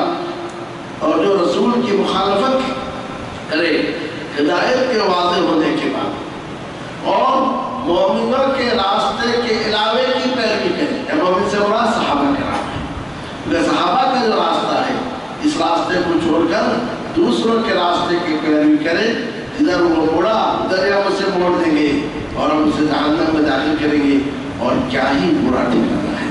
تو برادران اسلام خواتین، یہ پہلا معیار ہے یا کہ پہلا اساس ہے یا کہ پہلی بنیاد ہے عقیدے کی کہ ہم صحابہ کرام کو معیار حق تسلیم کریں، معیار ہدایت تسلیم کریں، ان کے طریقے کو جاننے کی کوشش کریں اور ان کے طریقے پر ہم کام کر رہے ہیں. لیکن افسوس کی بات یہ ہے آج ہمارے بچے دنیا کے سارے بڑوں کو جانتے ہیں، کس نے اس ملک کو آزاد کیا، کس نے اس ملک کو آزاد کیا، کس نے کیا تحریک چلائی، کس نے اور کیا کیا ہے. لیکن صحابہ کے نام پوچھیں گے سوائے گنے چند صحابہ کے اسے صحابی کا نام دینے معلوم ہے. ضرورت ہے صحابہ کرام کے زندگی کو پڑھا جائے، ان کے طریقے کو پڑھا جائے، اور اس طریقے سے ہمارے بچے ہماری اس تاریخ سے واقف رہیں. کوئی بھی قوم ذائقہ ہوتی ہے جب اس کی تاریخ سے اس کا رشتہ ختم ہو جاتا ہے، اور آج ہماری تاریخ ہمارے صحابہ کرام ہیں، انہی کے ذریعے سے ہم تک دین پہنچا ہے.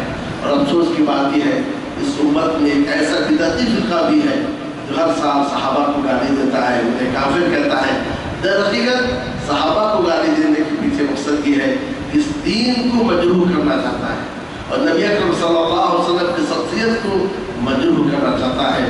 لیکن ان کی ساری کوشش سے ناکام نامراد ہے محدثین کرام کی مسائل جمیلہ کی وجہ سے.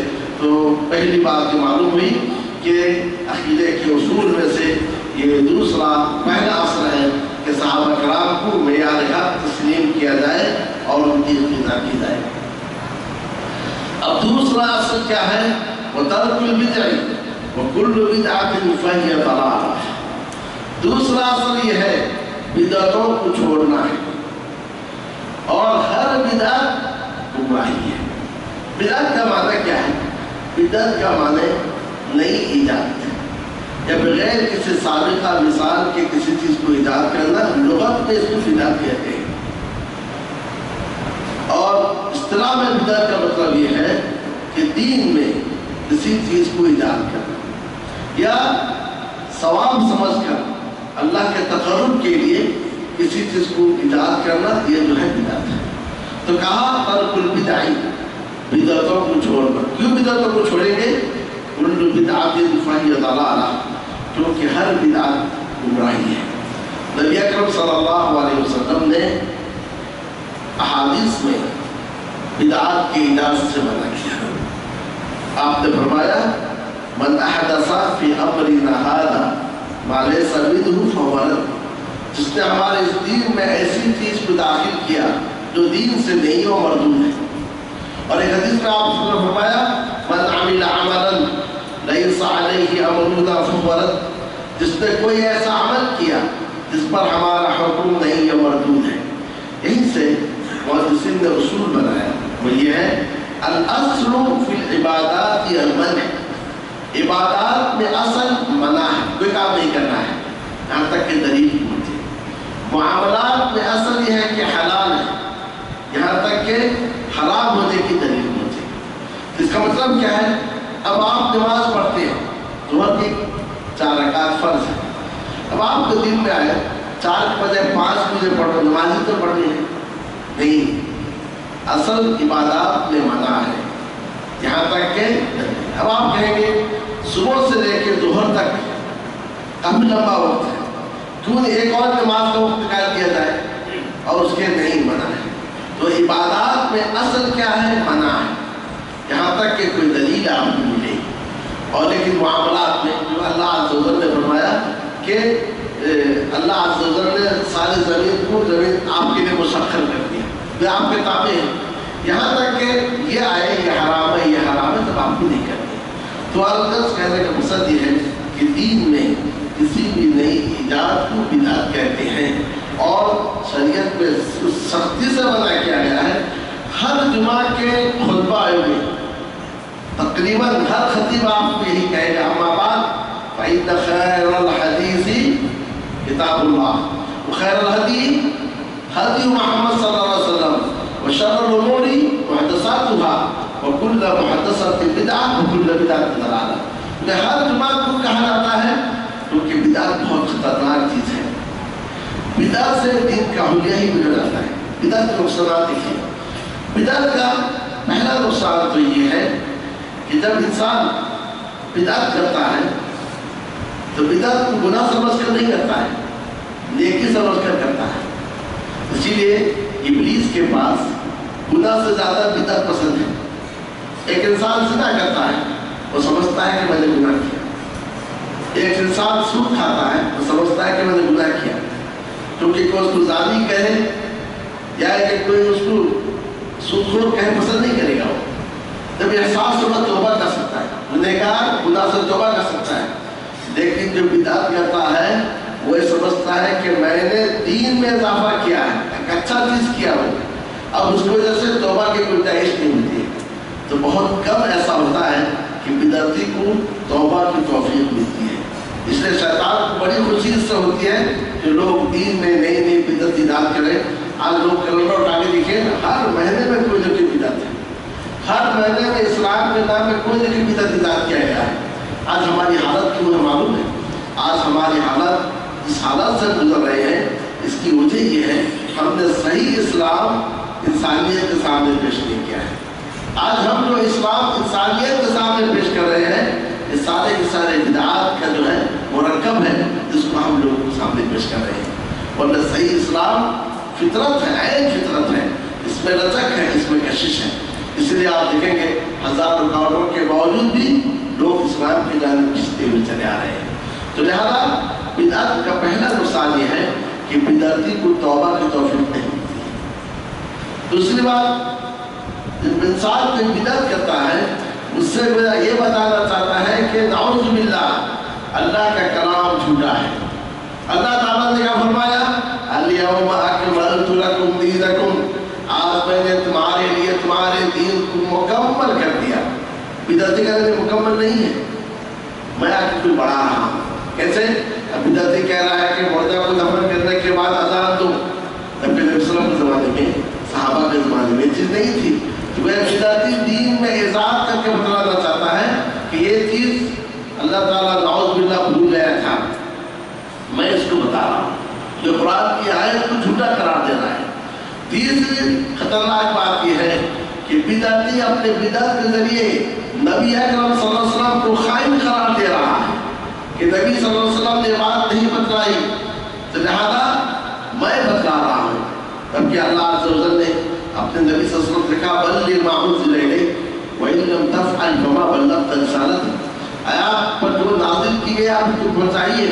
وان لم تفعل فما بلغت رسالتہ. اگر آپ نے اس کو پہنچایا نہیں، کوئی ایک بات بھی آپ نے پہنچائے تو آپ نے اللہ کے پیغام کو پہنچایا نہیں.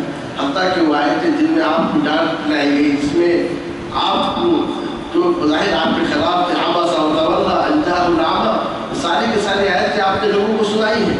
وجہ اس سے ایک بات معلوم ہوئی کہ بدعتی کو توبہ بہت کم نصیب ہوتی ہے. دوسری چیز بدعتی قرآن کی آیت الیوم اکملت لکم کو جھٹلا رہا ہے. اور تیسری چیز یہ ہے بدعتی نعوذ باللہ نبی اکرم صلی اللہ علیہ وسلم کو خائن قرار دے رہا ہے، جس سے آپ اندازہ لگا سکتے ہیں کہ بدعات کی کس قدر جو ہے سنگینیاں ہیں. اسی لیے ہمیں چاہیے دین کے معاملے میں پھونک پھونک کر قدم رکھیں. جو چیز ہم کر رہے ہیں کیا واقعی وہ چیز نبی اکرم صلی اللہ علیہ وسلم اور صحابہ کرام سے ثابت ہے یا نہیں. اسی لیے عبداللہ ابن مسعود کہتے تھے ایاکم والبدع، تم دین میں ایاکم والابتداع فی الدین، تم دین میں نئی چیز کی اجازت سے بچو. فقط کفیتم، تمہارے لیے کافی کر دیا گیا ہے، مکمل دین کیا گیا ہے، اب اس پر تم عمل کرو. اور پھر چوتھی بات یہ ہے برادران اسلام، یہ جو بدعتی ہوتے ہیں سب سے زیادہ مسلمانوں کو کفار سے زیادہ ان سے تکلیف ہوتی ہے. وہ واقعہ آپ نے بارہا خطبہ میں سنا ہوگا کہ عبداللہ ابن مسعود رضی اللہ تعالیٰ عنہ جب صبح کی نماز کے لیے نکلتے تھے تو آپ نے جو شاگرد تھے دروازے میں کھڑے ہوتے تھے اور آپ کو صبح کے وقت میں مسجد میں جاتے تھے. ایک بار لوگ انتظار میں تھے، ابو موسیٰ اشعری رضی اللہ تعالیٰ عنہ تھے کہ آپ اخرج فیکم ابو عبد الرحمن، کہ ابو عبد الرحمن نکلے. لوگوں نے کہا کہ نہیں نکلے ہیں، ہم انتظار میں بیٹھے، تو وہ بھی بیٹھے. جیسے عبداللہ بن مسعود نکلے تو یہ آگے بڑھ کے ملے. کہا کیا بات ہے؟ کہا میں مسجد گیا تو میں نے وہاں عجیب منظر دیکھا اور انشاءاللہ خیر ہی ہوگا. تو کہا کیا دیکھا؟ کہا مسجد میں لوگ حلقے بنائے بیٹھے ہوئے ہیں، ان میں ایک شخص ہے، ہر ایک کے ہاتھ میں کنکری ہے. یہ ایک شخص کہتے ہیں سبحان اللہ، سارے کے سارے لوگ اجتماعی سے کہ سبحان اللہ کہتے ہیں، کنکری ڈالتے ہیں. پھر کہا اللہ اکبر، تو سارے کے سارے اللہ اکبر کہتے ہیں، کنکری ڈالتے ہیں. کہا تم نے کیا کہا؟ کہ میں نے کچھ نہیں کہا، آپ آ رہے ہیں اس انتظار میں خاموش رہا. کہا کاش تم ان سے کہتے، بجائے یہ کہ اس انداز سے اجتماعی شکل میں اس حیرت میں بیٹھ کر وہ جو ہے سبحان اللہ الحمدللہ کہیں کنکری ڈالے، اس کے بجائے وہ اپنے گناہوں کو گنتے کہ کیا کیا گناہ کیے ہیں. اگر گناہوں کو گنتے تو ان کے لیے ضمانت لیتے کہ ان کا گناہ اللہ انہیں اجر و ثواب دیتا. اب اتنے میں مسجد تک پہنچ گئے. مسجد میں عبداللہ بن مسعود داخل ہوئی، ایک حلقے کے پاس آئے. کہا تم کیا کر رہے ہو؟ کہا کچھ نہیں حسن، یہ کنکریاں ہیں جن کے ذریعے سے ہم تصویر، تحلیل، لا الہ الا اللہ، تکبیر، اللہ اکبر کہتے ہیں. عبداللہ بن مسعود نے کہا کہ بجائے یہ کہ تم اس انداز سے بیٹھ کر تصویر، تکبیر، تحلیل کرو، اپنے گناہوں کو گنتے ہیں، میں تمہارے ضمانت دیتا کہ تمہارا اجر ضائع نہیں ہوتا. پھر کہا ویحکم یا امت محمد، اے امت محمد تمہاری خرابی ہو، اے امت محمد تمہاری خرابی ہو کہ یہ نبی صلی اللہ علیہ وسلم کے اصحاب موجود ہیں. صحابہ کرام موجود تھے اس وقت، یہ نبی صلی اللہ علیہ وسلم کے اصحاب موجود ہیں. آپ کی برتنیں بھی ٹوٹی نہیں ہے جن میں آپ کھایا کرتے تھے، آپ کی لباسیں بھی پرانے نہیں ہوئی جن کو آپ پیدا کرتے تھے، اور اتنی جلدی تم بدل گئے. کہا اے ابو عبد الرحمن ہم نے کیا کیا؟ ہم تو نیکی کر رہے تھے. کہا دو راستوں میں سے کوئی ایک راستہ ہے، یا تو تم گمراہی کا دروازہ کھولنے والے ہو، یا ایسے دین کو لا رہے ہو جو دین محمد صلی اللہ علیہ وسلم کے دین سے افضل دین تھا. کہا ابو عبد الرحمن ما اردنا الا الخیر، ہم نے تو خیر کا ارادہ کیا ہے. کہا کم من مرید للخیر لن یصیبہ، کتنے ایسے خیر کے چاہنے والے ہیں خیر ان تک پہنچتا نہیں ہے. صرف خیر کے کہنے سے کافی نہیں ہے. ارے ہم نے 40 کے غریبوں کو تو کھلا رہے ہیں، مسکینوں مسکینوں کو تو کرا رہے ہیں, ہم فاتحہ کر رہے ہیں, فقیروں کو تو کرا رہے ہیں, خیر کا کام نہیں. خیر کے کتنے ایسے ارادہ کرنے والے ہیں, خیر ان تک پہنچتا نہیں ہے. اس کے بعد چلے گئے. راوی یہ کہتے ہیں کہ نہروان کی جنگ میں ہم نے دیکھا, نہروان کی جنگ میں ہم نے دیکھا ان میں سے اکثر لوگ ہم ہی پر دل چلا رہے تھے. کہنے کا مقصد یہ ہے کہ مسلمانوں کو سب سے زیادہ جو نقصان پہنچتا ہے کسے؟ اصحاب البدع, اصحاب الاہواء سے نقصان پہنچتا ہے. آج کتاب و سنت کے راہ میں اگر کوئی رکاوٹ ہے, صحیح اسلام کے نسل و اشاعت میں اگر کوئی رکاوٹ ہے, یہ اصحاب البدع, اصحاب الاہواء ہے جو دین کی غلط ترجمانی, غلط تعبیر کر کر دین کو انسانیت کے سامنے غلط شکل میں پیش کر رہے ہیں. تو لہٰذا برادران اسلام ہمیں چاہیے کہ بدعات سے بچیں, اور بھی یاد رکھیں کہ بدعات ایک ایسی چیز ہے کہ جب انسان اس میں داخل ہوتا ہے گمراہ پہ گمراہ ہو کے چلا جاتا ہے. اور جیسا کہ میں نے آپ سے کہا کہ بدعتی کو بہت کم کیا ہے توبہ کی توفیق ملتی ہے, کیونکہ اس بدعت کو وہ دین سمجھ کر کہتا ہے. اسی لیے صحابہ کرام نے بدعتیوں کا مقابلہ کیا اور رد کیا. عبداللہ بن عمر رضی اللہ تعالیٰ عنہ کو جب اطلاع ملی کہ لوگ ترتیب کا انکار کر رہے ہیں, تو آپ نے خبر دینے والے سے کہا جا کر کہو اذا لقیت اولئک فاخبرهم انی براء منهم انی بریء منهم وانهم براء منی, کہ تم جب ان سے ملو تو ان سے کہو میں ان سے بیزار ہوں اور وہ بھی مجھ سے بیزار ہے, اور ان کے سامنے حدیث جبرائیل پیش کی. تو لہٰذا ہمارے سلف کا طریقہ یہ تھا کہ بدعتیوں سے بیزاری کا اعلان کرتے تھے, برات کا اعلان کرتے تھے, اور کتاب و سنت کے نصوص پیش کرتے ہوئے بدعات کو ختم کرتے تھے. عام طور سے بدعتیں کب پھیلتی ہیں؟ بدعتیں اس وقت پھیلتی ہیں جب قرآن اور حدیث کا درس نہیں ہوتا ہے. بدعتیں اس وقت پھیلتی ہیں جب احادیث کا دورہ بند ہو جاتا ہے, احادیث کی صحیح تشریح نہیں ہوتی ہے. اسی لیے امیر المؤمنین عمر بن الخطاب رضی اللہ تعالیٰ عنہ کہا کرتے تھے کہ یاتوا لکم بشبہات القرآن, یہ لوگ تمہارے پاس قرآن مجید کے شبہات کو لے کر آئیں گے, فَرْعُوهُمْ بِالسُّنَنِ, تم ان پر سنتوں کی تیر چلاؤ. تب تک احیاء السنہ کا کام ہوتا رہے گا, تب تک جو بدعات رواج نہیں پا سکتی. لیکن جب احیاء السنہ کا کام چھوڑ دیا جائے, پھر آپ دیکھیں گے نئی نئی بدعتیں جنم لیتی ہیں اور اس میں سے دین کا بنیاد ملتا ہے. شروع دور میں جو بدعتیں نکلی ان میں سب سے پہلے خارجیت کی بدعت ہے, اس کے ماننے والوں کو خوارج کہتے ہیں, اور اسی کے ساتھ ہی رافضیت کی بدعت ہے یا شیعیت کی بدعت ہے. یہ دو بدعتیں تقریباً ایک ساتھ نکلی, خوارج اور شیعیت. اور اس کے بعد جو بدعت نکلی ہے وہ معتزلہ کی بدعت ہے, جس کی بدعت اعتزال کہتے ہیں. اور چوتھی بدعت جو نکلی وہ تقدیر کا انکار ہے, جو قدریہ کہتے ہیں. تقریباً جو بدعتیں آج آپ دیکھ رہے ہیں یہ سارے کے سارے بدعتوں کے کہیں نہ کہیں جڑ انہیں سے ملتا ہے. اب آپ کہیں گے آج تو خوارج کہاں ہیں آج, لیکن یہ سارے کے سارے مختلف شکلوں میں پائے جاتے ہیں. آگے انشاءاللہ اس کی جانب اشارہ کیا جائے گا. خوارج کا معنی کیا ہے؟ خوارج عربی جاننے والے جانتے ہیں خارجہ سے ہے, اس کا معنی دھیان رکھیں. یہ وہ لوگ تھے جو علی بن ابی طالب رضی اللہ تعالیٰ عنہ کے لشکر میں تھے. جب علی بن ابی طالب رضی اللہ عنہ اس بات پر راضی ہوئے کہ ایک حکم معاویہ کی طرف سے ایک کی طرف سے ہو, جن لوگوں کو حکم بنایا یہ لوگ اس لشکر سے نکل گئے, گویا خارجی ہو گئے, لشکر سے نکل گئے. علی بن ابی طالب کے لشکر سے یہ لوگ نکل گئے, اس لیے ان کو جو ہے خارجی یا کہ ان کو خوارج کہا جاتا ہے. اب نکلنے کے بعد انہیں ایک بدعت کیے اور اصول یاد رکھیں. جب انسان ایک بدعت کرتا ہے وہ ایک بدعت کئی بدعات میں انسان کو جو ہے مثال دیتی ہے. اب اس کے بعد کیا کیے, علی رضی اللہ عنہ اور بہت سارے صحابہ کو کافر کہنے لگے. اتنی بڑی ضرورت ہے. پھر اور آگے بڑھے, کہا کہ ہر وہ شخص جو گناہ کرتے وہ بھی کافر ہے. جبکہ گناہ میں فرق ہے, گناہ کبیرہ ہے, گناہ صغیرہ ہے. جو بھی کوئی گناہ کرتا ہے وہ کیا ہے, کافر ہے. تو ایک بدعت سے کئی بدعات میں داخل ہوئے.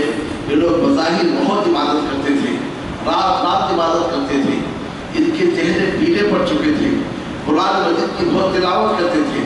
کہتے ہیں کہ اسلام نے کے بارے میں کہا تھا کہ وہ لوگ ہیں کہ تلاوت تو کریں گے مگر قرآن کے حلق سے نیچے نہیں اترے گا، لیکن ان کی زندگی دیکھیے لڑا کس سے انہوں نے؟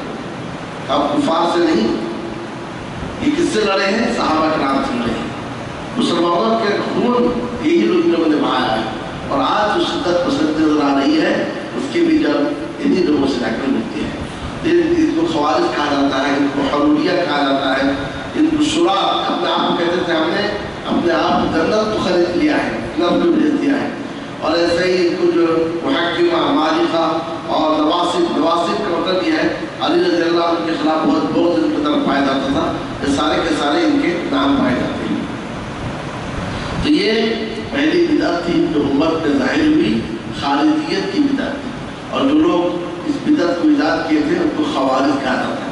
ایک مثال پیش کر کے میں آگے بڑھوں گا خارجیوں کے بارے میں۔ یہ لوگ اس قدر سخت تھے، ذرا اس کا اندازہ لگائیے، اور بدعتی اپنی بدعت کو کیسا دین سمجھ کے انجام ہے اس کا اندازہ لگائیے۔ امیر المومنین عمر بن خطاب رضی اللہ تعالیٰ عنہ کے پاس کوفہ کے گورنر نے لکھا، یہ مقری کو بھیجیے۔ مقری مطلب کیا ہے؟ ایسا شخص جو قرآن پڑھانے والا ہو بھیجیے تاکہ یہاں کے بچوں کو قرآن پڑھائے۔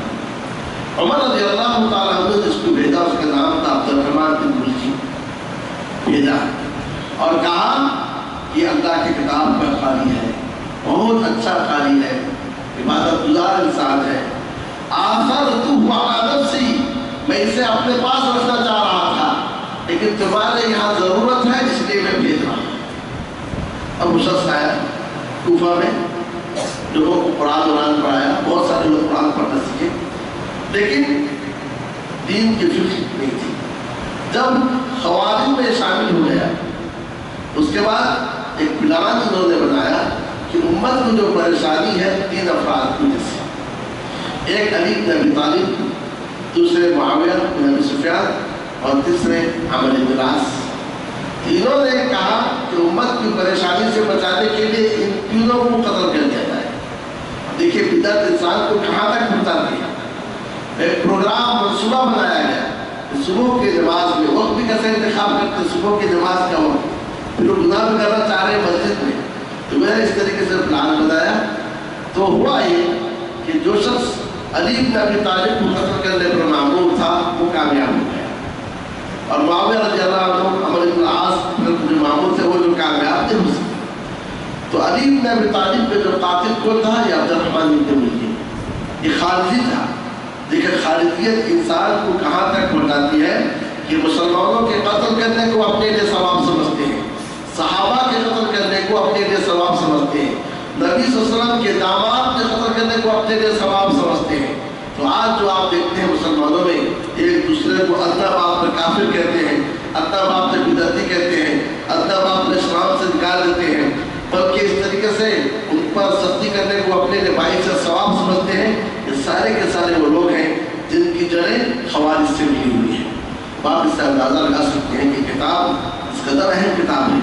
میں اس طریقے سے میں بتلانا چاہ رہا تھا کہ پہلی بدعت جو امت میں اس کی بنیاد ڈالی گئی یہ خارجیت کی بدعت ہے، اور آج بھی امت اس کی سنگینی کو محسوس کر رہی ہے اور اس کی وجہ سے امت پریشانی میں مبتلا ہے۔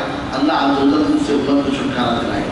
اور دوسری بدعت جو تھی وہ روافض کی، جس کو شیعہ کہتے ہیں۔ شیعہ نام اس لیے دے گیا، شیعہ کا معنی مددگار۔ انہوں نے معاویہ رضی اللہ عنہ کے لشکر کے مقابلے میں اپنے آپ کو کہا شیعہ ولی، ہم علی کے مددگار ہیں، تو یہ نام پڑا شیعہ۔ لیکن آگے چل کر یہ نام رافضیت میں منتقل ہوا۔ وہ ایسے ہوا کہ زید ابن علی ابن حسین رضی اللہ عنہ کے پوتے زید تھے، ان کے سامنے ان لوگوں نے جب ابوبکر عمر رضی اللہ تعالیٰ عنہ کا تذکرہ کیا، انہوں نے ان کی تعریف کی، اس نے زید نے، اور جو ہے ان پر ان کے لیے دعائیں کی۔ تو اس پر یہ لوگ ناراض ہو گئے۔ جب یہ لوگ ناراض ہو گئے تو ان کا ساتھ چھوڑ دیے۔ انہوں نے کہا رفضتمونی، تم نے مجھے چھوڑ دیا۔ یہیں سے ان کا نام رافضہ پڑا۔ یہ وہ لوگ ہیں جنہوں نے اپنے امام زید کو چھوڑ دیا تھا، اور اس طریقے سے وہ صحابہ کرام کو خاص طور سے شیخین کو چھوڑ دیتے ہیں اور شیخین پر تبلیغ کرتے ہیں اور ان کے ناموں کی احانت کرتے ہیں اور ان پر لعنت بھیجتے ہیں، تو یہ وہ لوگ ہیں جن کو روافض کہا جاتا ہے۔ اور امت آج بھی اپنی پوری کی پوری تاریخ میں آپ دیکھیں، امت کو جہاں جہاں نقصان پہنچا ہے وہاں رافضیت کا ہاتھ ہے، وہاں شیعیت کا ہاتھ ہے۔ تاریخ کو مسخ کرنے میں سب سے بڑا کردار جو ادا کیا ہے ان رافضیوں نے اور ان شیعوں نے بڑا کردار ادا کیا ہے۔ اور افسوس کی بات یہ ہے کہ جو لوگ اپنے آپ کو اہل سنت کہتے ہیں وہ بھی رافضیت کے زیر اثر ہیں، اور اس طریقے سے آپ دیکھیں گے ان کے عقائد یا کہ ان کے جو رسوم و رواج در پردہ جو ہے اہل سنت کے ذہن میں پائے جاتے ہیں۔ تو یہ فتنہ بھی بڑا ہی سنگین فتنہ ہے، جس کو فتنہ رافضیت کہا جاتا ہے۔ اور تیسری بدعت جو ایجاد ہوئی اس کو یہ اعتزال کہتے ہیں۔ یہ اعتزال عزلہ سے ہے، عزلہ کا معنی الگ ہوا۔ حسن بصری رحمہ اللہ کے مجلس میں ایک صاحب تھے جن کا نام تھا واصل بن عطا، نام یاد رکھ لیں، واصل بن عطا۔ حسن بصری رحمہ اللہ تابعی تھے، کبار تابعین کی زبردست دیا کرتے تھے۔ ایک مسئلہ آیا کہ جو شخص گناہ کرتا ہے، کبیرہ گناہ کرتا ہے، تو کیا وہ مومن ہے؟ شرک کے علاوہ، شرک کفر نفاق کے علاوہ تو اس میں کوئی شک نہیں، مومن ہے۔ تو انہوں نے اس نے کہا نہیں، مومن نہیں ہے۔ تو کیا ہے؟ کافر ہے؟ کافر بھی نہیں کہا، نہ مومن ہے نہ کافر ہے۔ ایسا شخص جو کبیرہ گناہ کرتا ہے وہ ایمان سے بھی نکل گیا۔ اچھا ٹھیک ہے، کفر میں داخل ہوا، کفر میں بھی داخل نہیں ہوا۔ کہا جو کبیرہ گناہ کرتا ہے نہ وہ مومن ہے اور نہ وہ کافر ہے۔ اب اس کی وجہ سے وہ حسن بصری رحمہ اللہ کے مجلس سے دور الگ کونے میں بیٹھ گیا۔ حسن بصری نے کہا یہ اعتذر عنا، یہ تو ہم سے الگ ہو گیا ہے۔ تو اس کے ساتھ جو لوگ بیٹھے سب کو معتزلہ کہا جاتا ہے۔ تو آگے جو عقائد پڑھیں گے اس میں معتزلہ کا ذکر ہوگا، تو کیسے کیسے عقائد کا انہوں نے انکار کیا۔ انہوں نے ایک بدعت کی کہ عقل کو استعمال کیا۔ حسن بصری رحمہ اللہ نصوص پہ بات کر رہے تھے کہ صحابہ کی زندگی میں بہت سارے صحابہ سے کبیرہ گناہ ہوا، لیکن آپ نے کافر نہیں کہا۔ خود قرآن مجید میں اللہ تعالیٰ نے فرمایا وَإِن طَائِفَتَانِ مِنَ الْمُؤْمِنِينَ اقْتَتَلُوا فَأَصْلِحُوا بَيْنَهُمَا، اگر مومنوں کی دو جماعت آپس میں لڑے تو ان کے درمیان میں صلح کرو۔ تو اللہ عز و جل مومن کے دو جماعت جو آپس میں لڑ رہے ہیں ان کو اللہ تعالیٰ مومن کہہ رہا ہے۔ یہ قرآن مجید کے نص کی روشنی میں کہ ایک مومن جو دوسرے مومن سے خطاب کر رہا ہے وہ ایمان سے خارج نہیں ہوا، وہ ایمان کے دائرے میں ہے، لیکن انہوں نے اپنے عقل کو استعمال کیا۔ کہا نہیں، جب کبیرہ گناہ کا ارتکاب کیا کیسے مومن رہا؟ چلو کافر، وہ کافر بھی نہیں ہے، ایک منزلت ہے، ایک مرتبہ ہے جو جس سے وہ کفر اور اسلام کے درمیان ایک مرتبہ کا ایجاد کیا۔ تو اس طریقے سے آج بھی آپ دیکھیں گے ایسے لوگ موجود ہیں جو نصوص کو اپنے دماغ کی وجہ سے انکار کرتے ہیں، ٹھکراتے ہیں، کہتے ہیں گرچہ بخاری میں ہے لیکن ہمارے عقل میں بات نہیں آتی ہے، گرچہ قرآن مجید کا آیت ہے لیکن ہماری عقل اسے قبول نہیں کرتی ہے۔ تو اپنے عقل کو معیار بنا کر کتنی آیتوں کا انکار کرتے ہیں، اپنے عقل کو معیار بنا کر کتنے احادیث کا انکار کرتے ہیں۔ بے شمار حدیثیں ہیں، بے شمار آیات ہیں، اپنے عقل کو معیار بنایا اور اس کا انکار کر دیا۔ جیسے آپ بہت ساری چیز دیکھیں گے، اور افسوس کی بات یہ ہے آج ایک فرقہ ہمارے درمیان موجود ہے کہ جو عقل کو معیار بناتا ہے اور عقل کو اصل معیار بنا کر شریعت کے احکام کو ٹھکراتا ہوا چلا جاتا ہے۔ اور اسی بنیاد پر لکھنے والوں نے عثمان بن عفان رضی اللہ تعالیٰ عنہ کے قلم بھی چلا دیا، اپنے عقل کو معیار بنایا۔ اسی معیار کو بنا کر بہت سارے جو اپنے آپ کو روشن خیال کہتے تھے اور اسلام کو زندہ کرنے کے لیے اٹھے، یعنی کہ اس دعوے کے ساتھ اٹھے، انہوں نے دیکھا صحابہ کرام پر بھی کیا کیے، قلم چلانا شروع کر دی۔ پھر لہٰذا برادران اسلام عقل کو معیار نہیں بنایا جائے، عقل کے سامنے عقل کو معیار نہ بنایا جائے۔ شریعت نے عقل کی تعریف کی ہے لیکن اس عقل کو نقل کے تابع رکھا ہے۔ یاد رکھ لیجیے، شریعت نے عقل کی تعریف کی ہے لیکن عقل کو نقل کے تابع رکھا ہے۔ شریعت میں ایسی چیزیں ہیں جو عقلاً محال نہیں ہے لیکن عقل اس سے حلال ضرور ہو جاتی ہے۔ تو لہٰذا عقل کو شرع پر جب آپ قدم رکھیں گے تو آپ ہر بات کو ٹھکراتے ہوئے چلے جائیں گے۔ لوگوں نے جو ہے دجال کا انکار کیا اور عجیب عجیب اس کی تعویل کی، اور اس طریقے سے لوگوں نے اور بہت ساری چیزوں کا جو انکار کیا اور کہا کہ ہماری عقل اس سے مان نہیں رہی ہے. تو یہ جو لوگ عقل کو آج بھی معیار قرار دیتے ہیں تو یہ وہ لوگ ہیں جو معتزلہ سے تعلق ہے یا اس فکر سے ان کا تعلق ہے. بہت ساری تفسیریں ہیں، ان تفسیروں میں آپ اٹھا کر دیکھیں گے جو سادے ذہن کے لوگ ہوتے ہیں پڑھ لیتے ہیں اور عقل میں بڑی اچھی بات لگتی ہے. اب اس کی وجہ سے کیا ہوتا ہے وہ پھر سیدھے راستے سے بھٹکتے ہوئے چلے جاتے ہیں. تو لہٰذا یہ تیسرا بدعتی فرقہ ہے جس کو معتزلہ کہا جاتا ہے. اور چوتھا فرقہ ہے کہ جس کو قدری کہا جاتا ہے. قدر کا معنی تقدیر. اور ہمارا ایمان یہ ہے کہ ایمان کی بنیاد 6 باتوں پر ہے. چھٹی بات کیا ہے بولیے؟ پہلا الایمان باللہ، دوسرا ایمان بالملائکہ، تیسرے الایمان بالکتب، چوتھی بات الایمان بالرسل، پانچویں بات الایمان بالیوم الآخر، اور چھٹی بات کیا ہے؟ الایمان بالقدر خیرہ و شرہ، تقدیر پر ایمان ہے. اور یہ ہمارا ایمان ہے کہ جو کچھ ہوا ہے، جو کچھ ہو رہا ہے، جو کچھ ہونے والا ہے، جو نہیں ہوا، اگر وہ ہوتا تو کیسا ہوتا، یہ ساری کی ساری باتیں اللہ عز و جل کے علم میں ہیں. اسی کا نام تقدیر. اور اللہ عز و جل نے ان ساری باتوں کو لوح محفوظ میں لکھ دیا ہے. ان ذالک فی کتاب، یہ ساری کی ساری باتیں کتاب میں محفوظ لکھی ہوئی ہیں. اور یہ چیزیں اللہ پر آسان ہے. اور تعجب، آپ عقل کیا ماننے تیار ہے کہ آپ کے گھر میں آپ کو حکم نہ چلے، آپ اس شہر کے حاکم ہو اور یہاں آپ کی بات نہ چلے، تو اللہ عز و جل کی مشیت کے بغیر، ارادے کے بغیر کائنات میں کوئی چیز ہو نہیں سکتا.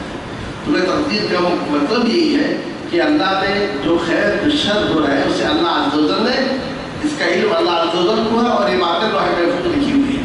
لیکن ایک فرقہ بنا اس نے کہا نہیں، بندہ اپنے فعل کا خالق ہے.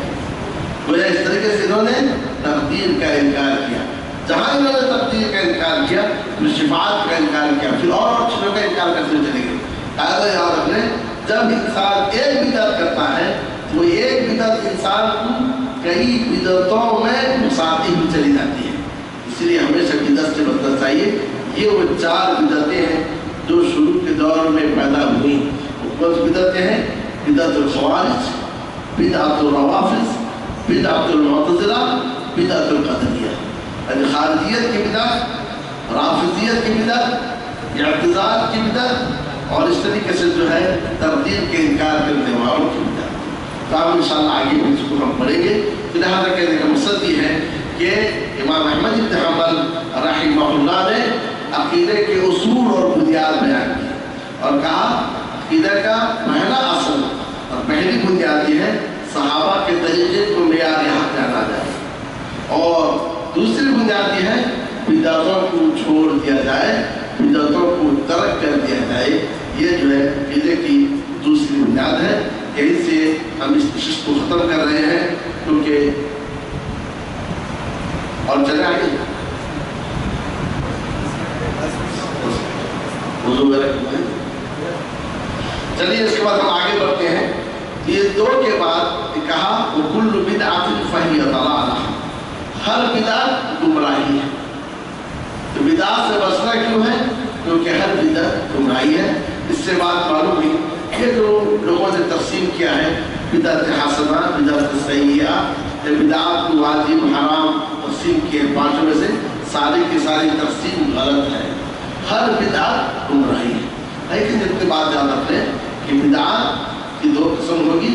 بعض بدعات ایسے ہیں جو انسان کو کفر تک پہنچا دیتی ہیں، کفر میں داخل کر دیتی ہیں، اور بعض بدعات ایسی ہیں جو انسان کو کفر تک نہیں پہنچاتی. مثال بتا، جیسے ایک شخص قبر کے پاس جائے، قبر والے کو پکارے، بدعت ہے. پکارنا ہے اللہ عز و جل، اس نے نئے طریقے کا ایجاد کیا، بھلے اس کو پکار رہا ہے تو شرک ہے. یہ وہ بدعت ہے جو کفر اور شرک میں داخل کر رہا ہے. دوسرا شخص قبر کے پاس جا رہا ہے، پکار رہا ہے اللہ کو، کہہ رہا اللہ کو پکار رہا. سوال یہ ہے آپ اپنے گھر سے، اپنے آفس سے، اپنے مسجد سے، اپنے جگہ سے پکار سے قبرستان تک آنے کی کیا ضرورت پڑی؟ اس نے کہا کہ میں نے سمجھنا ہے کہ ولی ہے، یہاں دعا کرنے سے دعا قبول ہوتی ہے. یہ بدعت ہے۔ بدعت کیوں ہے؟ اس لیے کہ نبی اکرم صلی اللہ علیہ وسلم نے دعا کی قبولیت کے لیے جو جگہ بتائے ہیں ان میں کوئی جگہ قبرستان نہیں ہے، اس سے ایسے تو قبرستان ذکر نہیں ہے۔ تو یہ بدعت ہے، لیکن اس بدعت سے ہم اس کو مشرک نہیں کہیں گے، کافر نہیں کہیں گے، کیونکہ پکار کس کو رہا ہے؟ وہ اللہ عز و جل کو پکار رہا ہے۔ جب اللہ کو چھوڑ کر غیر کو پکارے تب اسے کافر کہیں گے۔ تو بدعات کی یہ دو قسمیں ہیں، مکفرہ کہ جس سے انسان کفر میں داخل ہو، یا کہ وہ بدعت ہے جو غیر مکفرہ جس سے انسان کفر میں داخل نہیں ہوتا ہے۔ یہ چیز ہے، لیکن یہ کہیں گے کہ بدعت حسنہ ہے، بدعت سے نہیں، ہر بدعت گمراہی ہے، اور گمراہی کا نتیجہ جہنم ہے۔ جہنم کیسے؟ اس میں دو باتیں، اگر بدعت مکفرہ ہے تو جہنم سے نکلے گا نہیں۔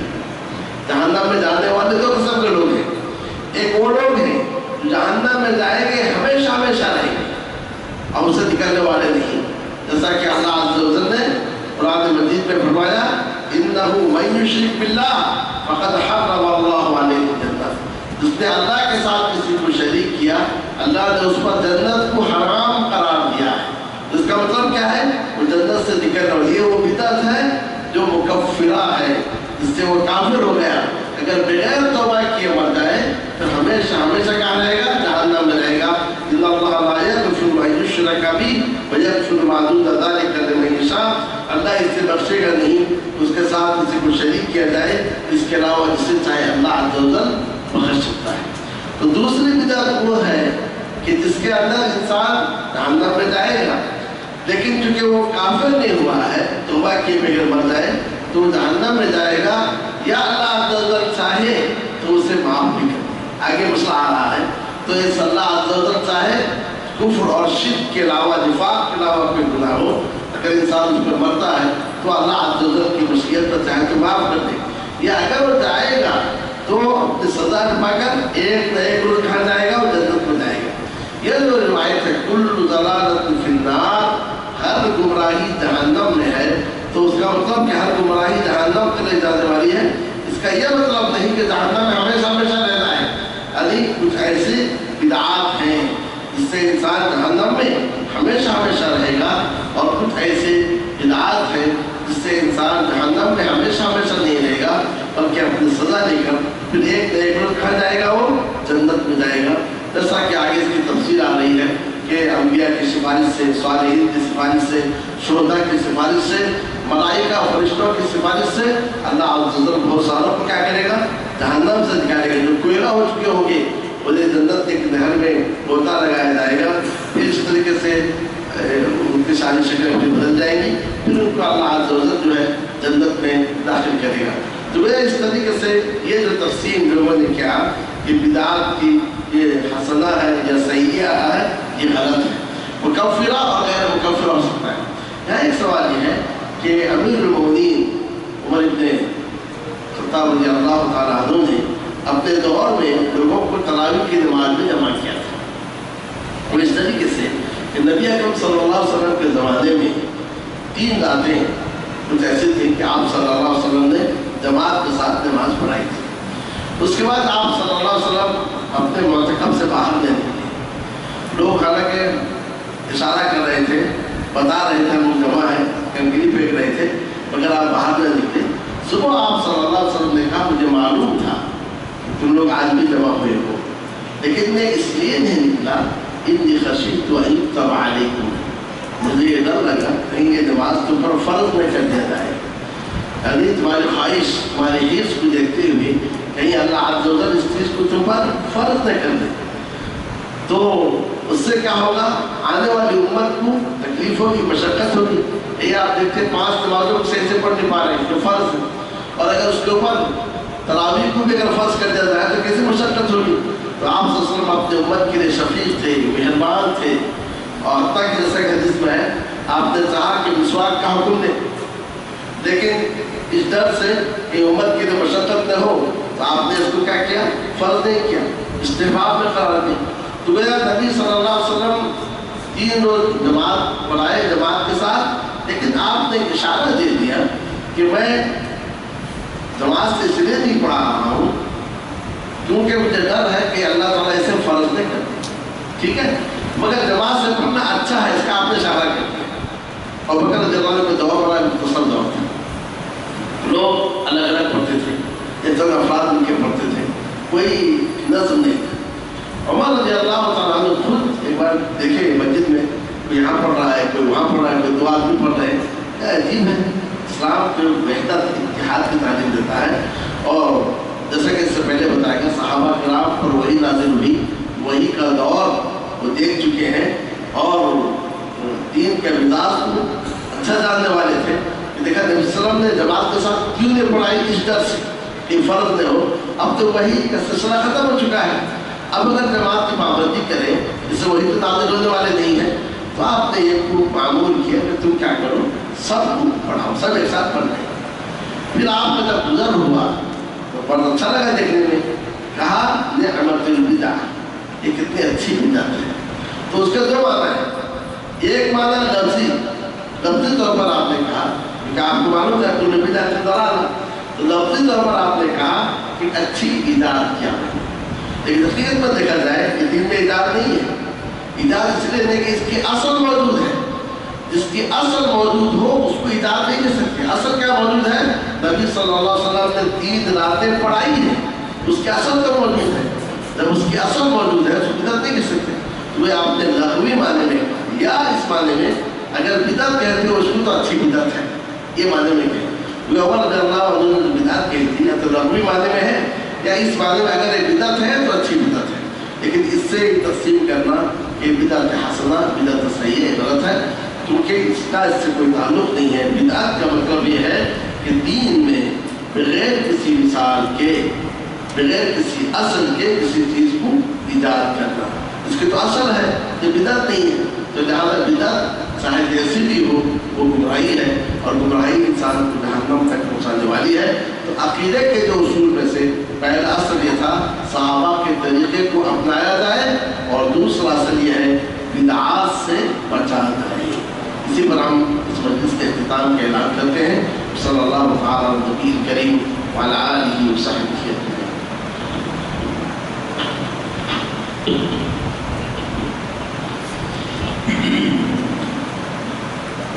السلام علیکم ورحمۃ اللہ. الحمدللہ، اللہ کے فضل سے پہلی نشست آپ کے سامنے اختتام پذیر پہنچ چکی ہے. ہم اللہ کا بے پناہ شکر ادا کرتے ہیں کہ اللہ رب العالمین ہی کی توفیق سے یہ کام انجام دیا جا رہا ہے. آپ تمام ابھی وضو بنا کے نماز ادا کیجیے. انشاءاللہ 1:05 پہ جماعت کھڑی کی جائے گی. 1:05 پہ جماعت کھڑی کی جائے گی. اس کے بعد کھانے کا نظم ہے، خواتین کے لیے نیچے اور مردوں کے لیے اوپر والے فلور پہ. کھانا کھانے کے بعد انشاءاللہ دوسری نشست کا آغاز ہوگا. وہ نشست انشاءاللہ عصر کی نماز تک چلے گی. اس کے بعد تیسری نشست عصر کے بعد سے لے کے مغرب کی نماز تک چلے گی. یہ تمام نشست آپ یعنی اس کو اٹینڈ کیجیے. انشاءاللہ اس سے ہم تمام کو بڑا فائدہ ہوگا. اللہ سے دعا ہے کہ اللہ رب العالمین ہم تمام کا یہاں جمع ہونا قبول فرمائے، اور شیخ محترم نے جو ہمیں ٹائم دیا ہے اللہ آپ کو